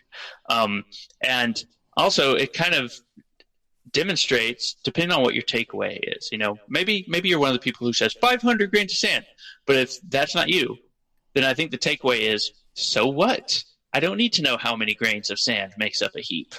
And so that's what so now we are no longer concerned with whether the idea of a heap is a substantive idea. Okay. And now we can focus on using the heap. However, if we try to look for the substance of what constitutes a heap, we won't find it. This is basically the same thing as the Theseus ship issue that you've heard me talk about also. Actually, that was the first thing that came to mind was, and the problem of identity was Theseus' ship. When does it stop being Theseus' ship? Yeah. Yeah, I mean, you take one part of your car, you replace it, and it's like how many parts of your car do you replace before you're still calling it the same car? And then if you say there was a crossover point, like why did you determine that? Uh, and if you can replace the whole car, how is this idea of what the car was something other than just this label that you were given it? And so, okay, so that is sort of the idea. It's like if we replace every plank of Theseus's ship and we're still calling it Theseus's ship, well, then I guess Theseus's ship is just this label. And, and so this doesn't matter if the ship works, in my opinion. And so this sort of leads directly to pragmatism. But the idea with that, how this ties into emptiness, is there's not this intrinsic Theseus's ship that you can stipulate. The same with the heap. There's not this intrinsic identity of the heap. Okay? And then one of our big things that we're always trying to establish in life is like exactly who we are, in various ways. And we often go through this point of discovering different parts of ourselves, and there are times where we think we discovered who we are, but I think if we pay close attention, in those moments where we just think we discovered who we are, it's more likely that we gave up a contrived idea of who we are in that moment. At least when I reflect, that seems to be what it is. And so the philosophy of emptiness is, it extends to those other objects, like, various intellectual ideas, whatever categories, but then it's advocated that this is contemplated about the self as well. It's like if you look for the self, you're going to find the same thing you found with Theseus's ship, these different ideas and labels. So, and what's more is that if we think, if we think one of them is real, then we might run into the same problems that we come up with when I illustrated someone being fixated to a certain model and taking up usages that are dysfunctional. You see what I'm saying? Right, yeah. And absolutely. so the belief that the orientation that towards the self as being substantive is what leads to the dysfunctional and unintentional behavior of the ego, according to Buddhist thought. Because having an ego isn't just unsightly. We also see that people who are very egotistical, they're jerks. They hurt people, and they may be in denial that they're even doing so. And then the big insult is that they may not even be aware of what asshats they look like, and then they're probably not happy about it. And so, and they have these delusions of grandeur about themselves, and they think everything's about them, and they think everybody's talking about them, and that everybody's got a conspiracy out against them. It becomes really obvious what the problem is. It's that they're self-absorbed. And the people who are on the other end of that spectrum, they don't have those problems, and they tend to, have a certain, really simple understanding of things, but they're relatable, and So without going into a long filibuster, does that? Oh, okay. So that. Sorry, I remember I laid this out so that I could first answer your questions. This is not an exhaustive explanation of emptiness. I wanted to say what it was first. It's the idea that phenomena lacks inherent identity, but then I wanted to elaborate on it with these different examples and explanations. Mm-hmm. So does that at least paint a certain picture? Yeah, absolutely. Okay. All right. And so the idea of what they call nirvana or enlightenment, that to me, I don't know if that's attainable. That might be a highly idealistic thing in the mythos, but it's at least an ideal, kind of like a straight line in geometry. Maybe we'll never find a straight line, but we use a straight line for our lines. So what that is, nirvana, is supposedly the complete realization of the lack of substance of the self.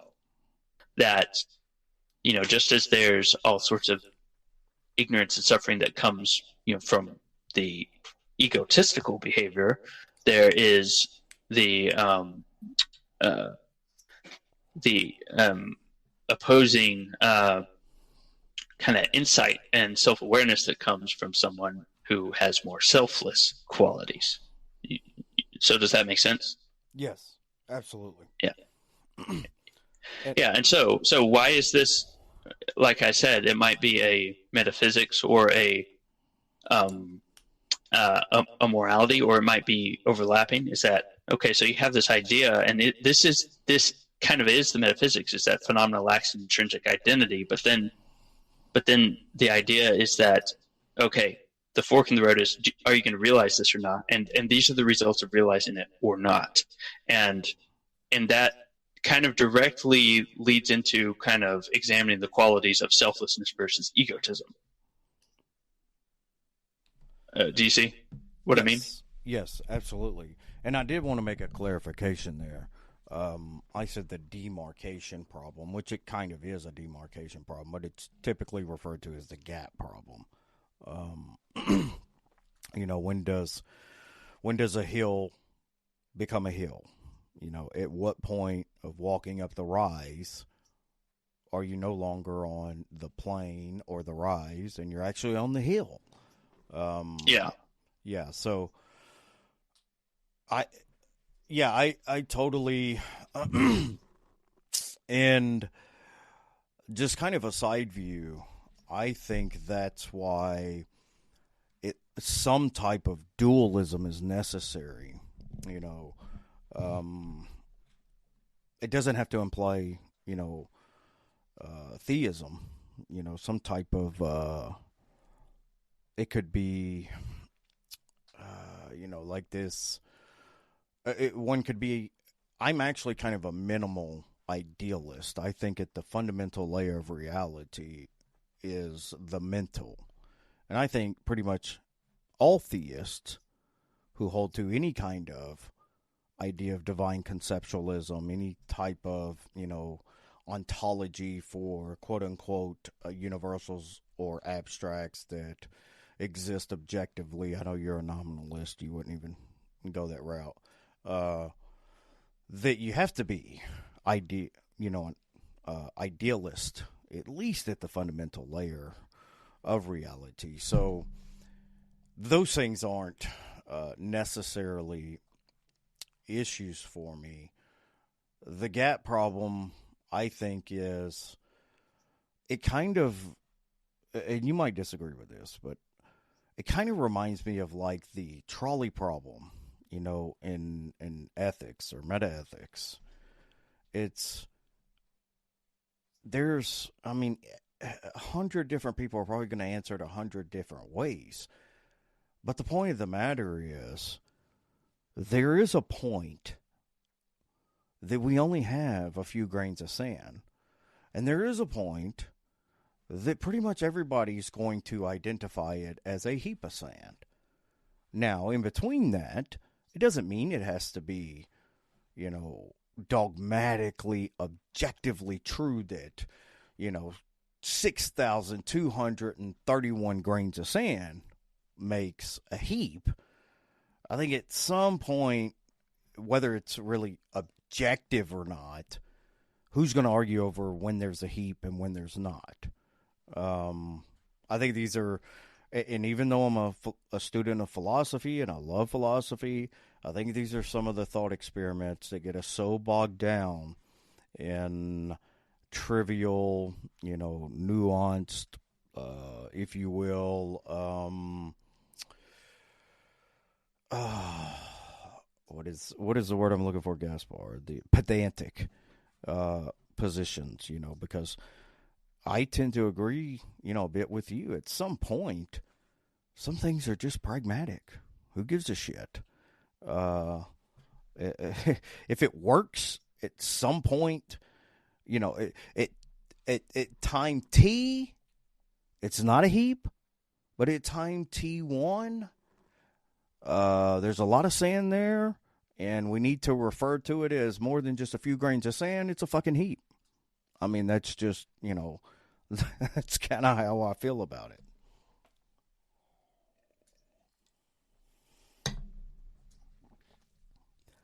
Are you live?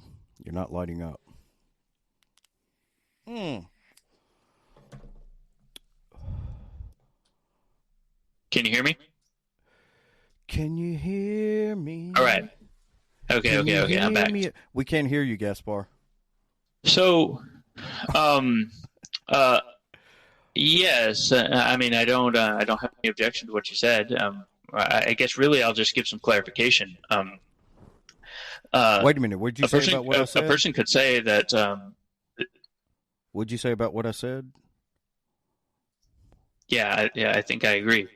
Oh, okay. I'm sorry. I wasn't sure what you had said. Okay, go ahead. Sorry.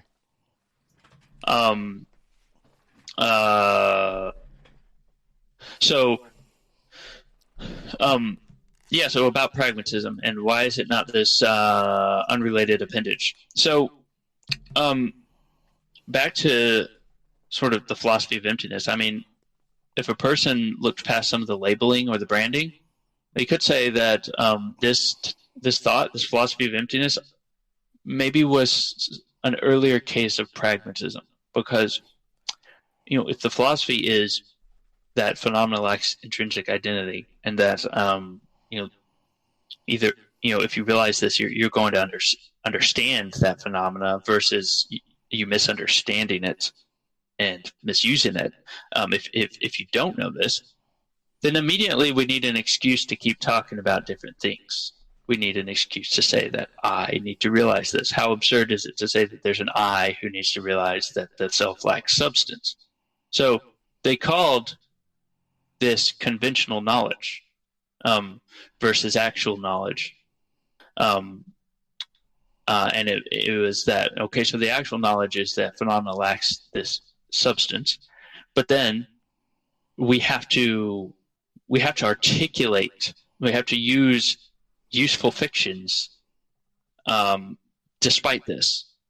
But we can use these useful fictions with the knowledge that they are useful fictions, aka with the knowledge that they lack substance.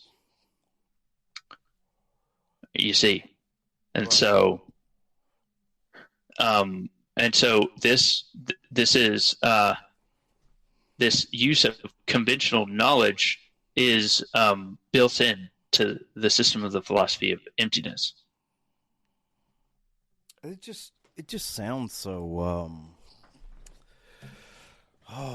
it sounds so nihilistic, talking about a philosophy of emptiness. But we're coming up on 2 hours. Without getting bogged down in that, I did want to cover before we went meditation. Meditation is something that I find extremely beneficial, extremely pragmatic for the 5,000th time. And if there ever was anything that we could experience phenomenologically as spiritual, I think that proper meditation, and what I mean by that is without interruption, deep, long, breathing exercises, closing out the world behind us, and really spending time trying to understand or realize or feel, if you will, the inner us, or whatever it is, because like I've told people, like we talked about earlier with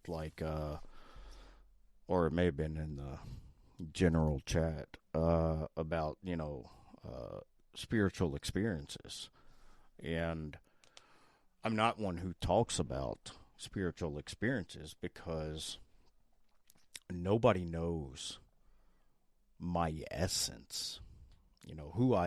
what I experience, my qualia, what it is like to be me. And God knows I have done a lot of drugs in my life, and nothing with drugs. Just about every kind of, psychedelic, hallucinogenic, whatever you want to call it. I have experienced euphoria and, things like that. But the two, I say two because those are the two that stand out the most to me. And I can recite them, almost detail for detail, minute by minute. They were unprovoked. I wasn't looking for, any kind of connection with God. I wasn't necessarily thinking about God or anything like that. It was just like perfect time, perfect weather, perfect circumstances, and having this unbelievable warmth, peace, and calm come over me.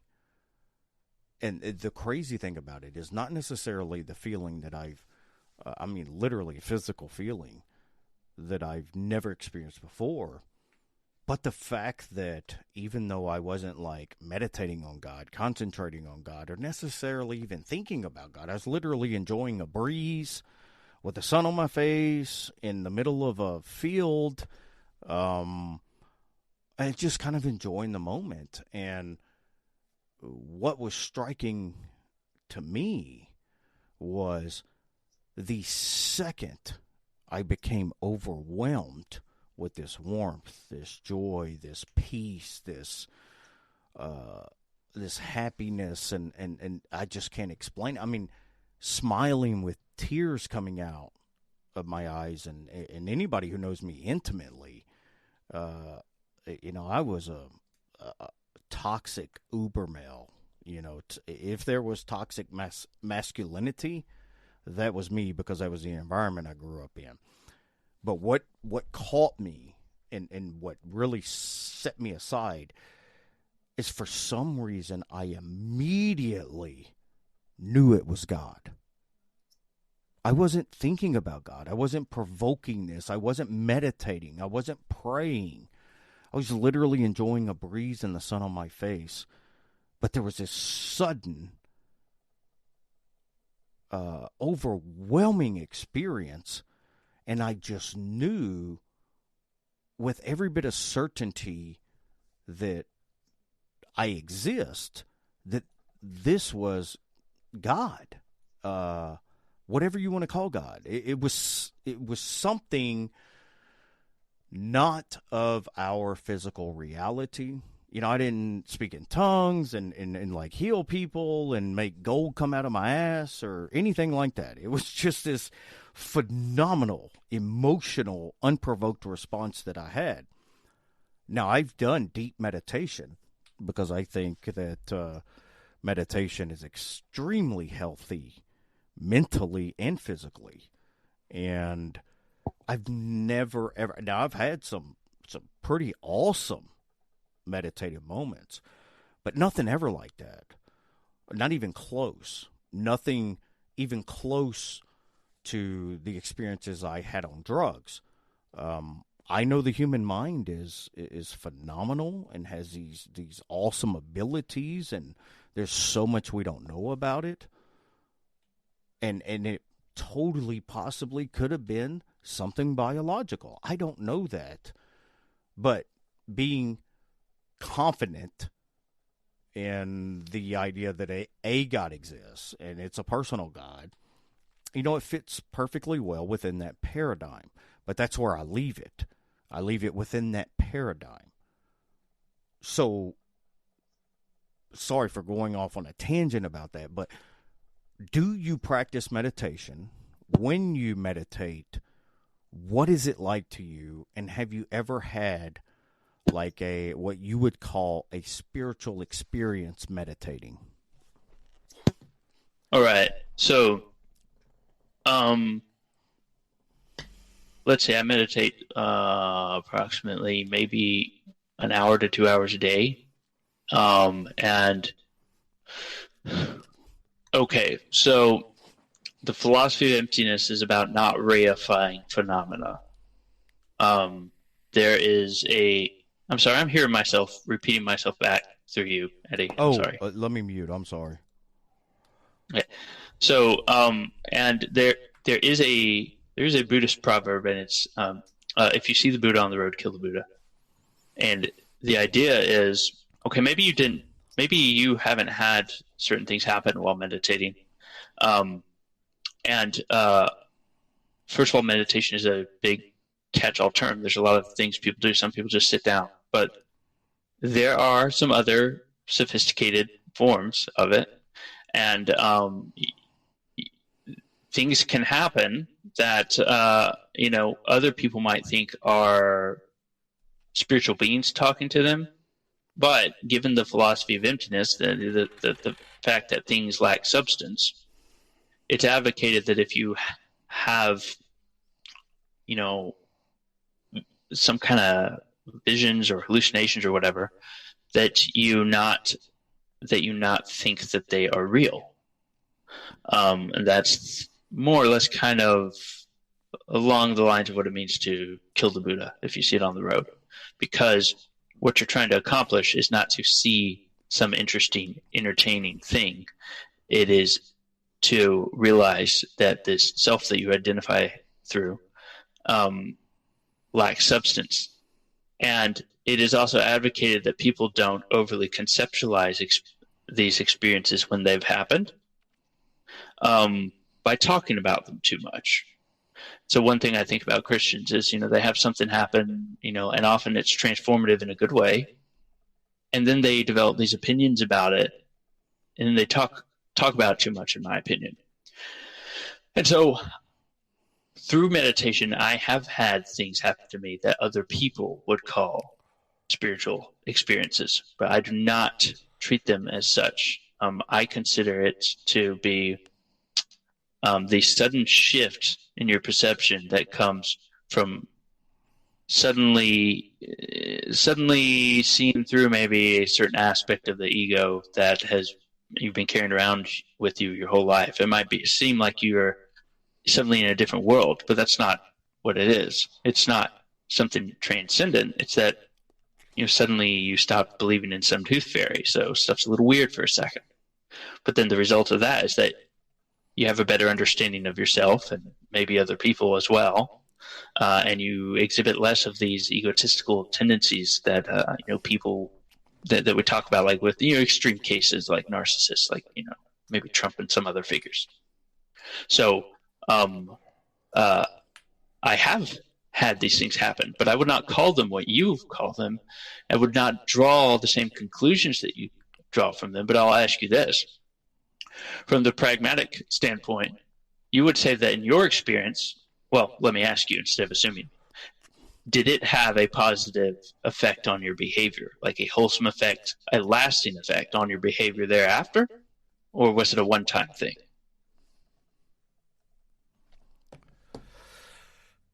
You there? It is. No, it happened to me a couple times. And the first time, I remember a lot of the details, but I can't honestly and transparently say there wasn't. Yeah, I'm sorry, but what I really want to know is, like, did it have a lasting effect on your behavior and your state of mind? Oh, absolutely. The second time, the one that I remember, second by second, minute by minute, moment by moment, as well as I can relive that, it had a profound impact on my understanding of Christianity, theism, and the existence of, quote unquote, I usually say something other. Okay. So, and I believe you. I believe these things happen to people, and it's just so painfully hard to talk about. And an example I like to point to is, before someone has had their first relationship, all the lyrics of love songs, so to speak, they just don't make any sense, And I remember before I had my first relationship, I thought it was pretentious bullshit, love songs, because they talk about some weird things that don't make any sense, all these weird feelings. But then after you've had your first relationship, maybe your first breakup, suddenly it all makes sense, right? And so certain things and certain mythologies can start to make sense once a person has maybe had something happen like what has happened to you. And like what I'm saying has happened to me, although I won't draw the same conclusions from them, like, oh, there's this other side of, there's this transcendent reality, because to me, that is straying from the idea that phenomena lack substance, and we're starting to engage in reification and objectification of things, and so we're getting back up into that kind of egotistical behavior there, where we, want to cling to shiny objects like Gollum. So, do you see what I'm saying? Yeah, absolutely. I totally get what you're saying. And let me say this: if the conclusions you draw from those things aren't right, I would say it doesn't matter if it's had the effect on someone's behavior that you're saying it does. And I take your word for it, because I've had something happen to me, a shift in perspective that was almost like, taking off a pair of sunglasses that you've been wearing your whole life, suddenly seeing it's the same world, just different. But what I like about the philosophy of emptiness is we are not under any pressure to say that this is some transcendent meaning. This is just this is the real result of, for a moment, seeing through the self, and so it's basically just going from delusion to less delusion. So that's less glamorous than spiritual, but it's paramount, right? Especially if the main problem with humans is their egos. So that's how I look at it. And so I wouldn't reify it into saying that it is a spiritual experience, although I suspect it's the same thing that happens to many people of many different cultures, and even some people who have no religion. They have sometimes this spark happens in their mind, and they have a perspective shift, and it's so hard to talk about, but then they change in noticeable ways. And so some people say you shouldn't talk about it. If you really want to share that with other people, then you have to embody the values that came from that. So like the ways that it changed your behavior and things like that. In the Buddhist tradition, they would say, don't talk at length about your experiences, but from those experiences come a certain natural, uncontrived compassion, and that's what you give to people if you want to help open their minds and help shed people's biases. You see? Right. Right. Well explained. So it's arranged different. It's like arranged differently. But so this, yeah. So I don't want to ramble, but that's what I think about that. Say, so if you go too much further, you're going to lose me, because I get it right now. But okay, all right. That's just me. Anybody who wants him to keep going, you can DM me, and I'll dump it in the. No. I'm gonna let you go on to the next question. No, yeah, I think I mean, you and I have had a lot of conversations, deep conversations, and some kind of, you may not remember. I think a few of them you had quite a bit to drink, but we had some great conversations. So I feel like I came into this at least 25 to 35% understanding where you were coming from. So that extra little bit of, 25 to 30% kind of gets me over there. I'm getting further away from thinking that you're a Fruit Loop and more. I'll just play. I love you. So let's do this, Gaspar. Since we're over 2 hours, I want to do round 2 of kind of a rapid fire questions. Now, obviously, everything that you give to this is going to be oversimplified, and it will not be held against you in court. But if you feel like it's something you need to nuance, go ahead.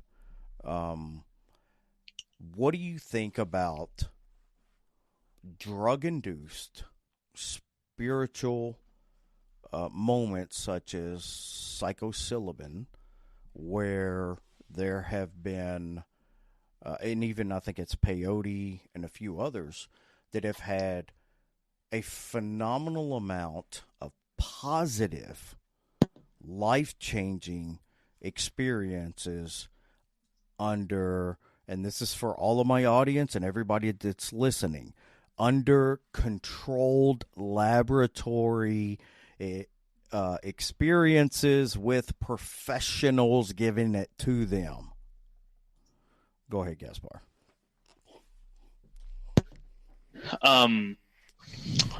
So I guess I will give two answers. First, I'm not an expert on this, but I've done a little bit of research on it, watched some interesting documentaries, and I don't find anything about it to be unbelievable. It sounds like I watched a documentary. I think it was called Fantastic Fungi or something. This guy takes psilocybin, and he, before that he had a stutter, and then his stutter just permanently went away. All right, I believe that. I've heard of people just quitting their addictions. And then the second answer is I'd question any metaphysical conclusions drawn from that. And I actually would agree with you on that. I think it's something. I'm one of the few theists who actually endorse methodological naturalism in the sciences. I don't like the the reductionist that's kind of like a fundamentalist reductionist. They're like an ultimate reductionist. Everything reduces down to biology and things like that. I think that there's plenty of room in the philosophy of mind and everything else to talk about emergent properties or some kind of property dualism. You don't even have to go all the way to substance dualism. There's all kinds of ways we can explain that without having to go to this almost what I would consider like a fallacious reductionist view. So with that, I think that given the small amount of consciousness, I mean, we can't even define consciousness. You take 50 people and line them up, and you ask them what consciousness is. You can take 50 experts and line them up and ask them what consciousness is. What qualifies as self-awareness? Well, the weakest test is the self-awareness test, where they look in a mirror and they recognize themselves. That's about as far as we can go with it. We can draw correlations with neuroscience, brain mapping, activity in the brain of different neurotransmitters and neural pathways, but we can't explain neuroplasticity. We can explain cognitive behavioral therapy, where your thought pattern actually changes the physical structure of your brain. There's so many things about the human mind. Even if some kind of monism is true or monism is true, and it is some kind of emergent property from the brain, that in itself, dare I say, would be some kind of miracle. And I don't mean that in a theistic, way. It's, getting this carbon-based life, this materialistic, non-animate, they're, inanimate objects. It literally, molecules and atoms and all of these different elements that are used to construct life from quote-unquote chance. And I won't even get into that word because the whole how chance can have causal power, that really just that boggles my mind. Anyway, I digress. How do we get from rocks, dust, dirt, molecules, all these different things, non-animate, non-moral agents, to a species, never mind the fact that species like us, but even anything biological. We look at the complexity of DNA and RNA, and, we have the chicken and the egg problem. Was it RNA first? Was it DNA first? How does RNA, come together without the protective coating like DNA has? How does it just come together from some soup? Why, or all of life has, and I'm not opposed at all to getting some kind of working, theory of abiogenesis, evolution. We could have a theory from one to the other. I don't think it implies theism or negates theism. But one of the most intriguing factors there is all of what we consider life has, sometimes I get this confused, so I may be wrong, somebody can correct me, but it's left-handed amino acids. Everything without life has right-handed amino acids, and right-handed amino acids, the branch chain amino acids, are plentiful throughout everything that we know. But it just so happens we have to have left-handed amino acids in order to have what we quote-unquote call life. So when I look at all these things, even if I wasn't a theist, I'm thinking, some kind of Bernardo Kastrup's objective pantheism, like a naturalistic pantheism. I'm thinking of there's got to be at least consciousness fundamental, or there has to be something, we don't even have to call it a god, but something that exists either as a composite of the whole of reality that kind of gave rise to this, or it's pure chance, materialism, reductivism, that has so many philosophical problems.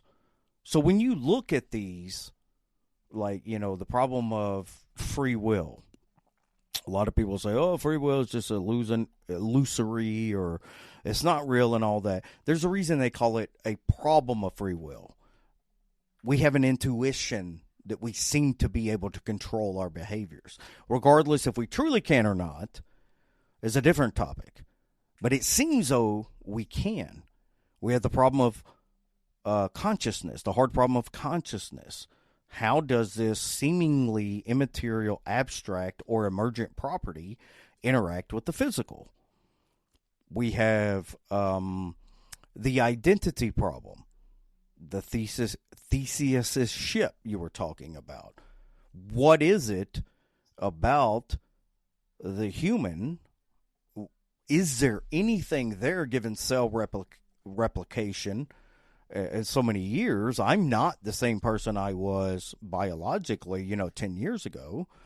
So if I knock off, the local liquor store, because I want to go buy some crack or, hook up with Gaspar and get some hose or something like that, that's not me now. So if the legal process took until now to get here, I'm literally not biologically the same person. So how do we keep identity over time if there's not something immaterial? How do you, Gaspar, answer all of these quote-unquote philosophical problems? And here's the caveat and the catch to it. You can't dismiss them and say they're not problems. I know you're a nominalist. I know you, for fairness, I know you probably would go to some type of, like we've been talking about, pragmatism or, something like that. And you defend that position well. And I'm not necessarily disagreeing with your position. But I want to know, when that's off the table, how does Gaspar defend his position without saying I just don't care about them or it's just not pragmatic, given the way that you live your life every day and how you view existence in the human experience itself. All right. So real quick, can you just clarify? Sorry, that ended up that had a lot of stuff. So can you real quick just what questions you want me to answer? Yeah. I'm sorry. I kind of get into interviewer, want to be super deep, great, guy with all these great questions and things, and I get tangential. Is it tangential? Is that the right word? Yeah, I think that's right. Yeah. Okay. Right. Oh, I love you, Gaspar. So, how does Gaspar approach the hard problem of consciousness? How does Gaspar approach the identity problem, how we obtain identity over time? How does Gaspar approach at least the illusion of free will? How do you approach all of these things that are considered philosophical problems without appealing to nominalism, pragmatism, or just not caring? How would you approach it? And if those are your positions, it's totally fair to say I'm going outside of my position just to answer it on your terms. But how would you approach that if those were off the table? Let's see. Okay. If you take away pragmatism, okay. So if you take away pragmatism, you took away something like say the philosophy of emptiness that I've talked about. My default go-to would be solipsism, and that was kind of my only real thing I believed before I discovered this philosophy. And so it's the idea that I don't know anything other than my mind, and so all I know is that I exist. That's the degree of skepticism I would prefer. But I don't think that skepticism goes far enough because, and I guess this gets to the identity. Well, I'm going to knock it out first, one by one. So if we go back to solipsism and we say, okay, this world could be a dream, but at least I know I exist. That perspective, and they call this, right, the problem of solipsism. It's like a problem for all other views because, it's hard to establish anything else, but this is the view you can arrive at if you doubt everything and clean the slate. So from the solipsistic perspective, the hard problem is, well, you said I can't say it's not a problem, but there's a point where I'd have to start telling you beliefs that don't hold. Yeah, but that's fair. I know your. I'm trying to explain it in words that aren't repetitive because I think that's what you're trying to avoid.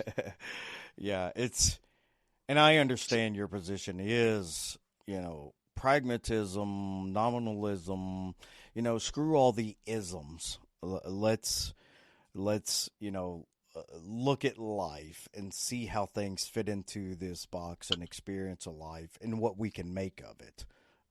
Yeah. So let me finish. I'm trying sorry. to do what Yeah, it's all right. So there's the issue of, so from the solipsistic perspective that, this world, all I can know is my mind, or my, and I'm dreaming it up. Then part of the dream is the material world. And so the hard problem is not a problem there. You see, and I know that doesn't satisfy what you said, but I don't want to get into actually trying to make up ideas that are not positions I hold. So I tried to avoid saying, oh yeah, different philosophies of mind are useful in different cases, and I decided to paint this picture here because it shows that the hard problem is only a problem when you assume materialism, in my opinion. It is not a problem for the solipsism. And then the second one is the identity problem. The identity problem is why I'm not a solipsist. If we engage in all that doubt and say, oh, look, I don't want to make any assumptions. All I can know is that, I exist. It's like, well, that's half-assed skepticism because you left that one stone unturned, and that's the you that you're saying exists. So why don't we investigate what that is and see if it's exempt to this heap problem or the ship problem? And so it's kind of like the completion of solipsism is what you could say emptiness is, because the solipsist says, oh, well, all of phenomena is something in my mind, and all I know to exist is myself. But then if you go further and say, okay, well, who is this self? You just come up with other heaps of sand, basically. Other oh, am I my memories? Oh, am I my thoughts? Oh, who knows? Those are changing all the time. So who the heck am I? It's basically back to Theseus' ship. And so then you realize, okay, so the different identities I conceive of, those are part of the appearances. And the self that I think exists, I may not be able to establish it. So I may not be able to, well, it's the one thing that I thought existed, so I may not be able to establish substance of this world. So in one way, you could arrive at this philosophy that I'm pointing to by removing everything, including the solipsistic self. So you could say the solipsism isn't skeptical enough. And because it's only a half-assed skeptical endeavor, it ends up being as dysfunctional as we know solipsism to be. But emptiness is more functional than solipsism for the reasons that I've stated earlier. Now, the other question, and so I've at least given you some answer to those two questions without talking about pragmatism. And then the third question you brought up, which was, what was the third question? Eddie? Shit, I don't know. Anyone in the audience? I don't remember what the third question is. Sorry, it slipped my mind. It's okay. It slipped mine too. It's I think. Well, I kind of put you in a hard position, to try to. After listening to you, try to explain these positions from a perspective that you don't hold yourself. I kind of realized. Well, I give you another. I didn't make anything up. I told you things that I actually think. I just used different words. So yeah, those are things that I think like. I think it was a bit unfair. No, it's okay. I mean, yeah. Yeah, I was trying to get, I guess, how you would approach it, outside of nominalism or pragmatism or something like that. But the truth of the matter is, and I know that is your position. You've defended it well, and we've had many a conversation. So I think that that part was probably a little bit unfair on my end. I just wanted to see kind of how you would come at it if that wasn't your position. But I must say this, okay? When you said material world, it made me think of our next unofficial sponsor. So hang tight for 1 second.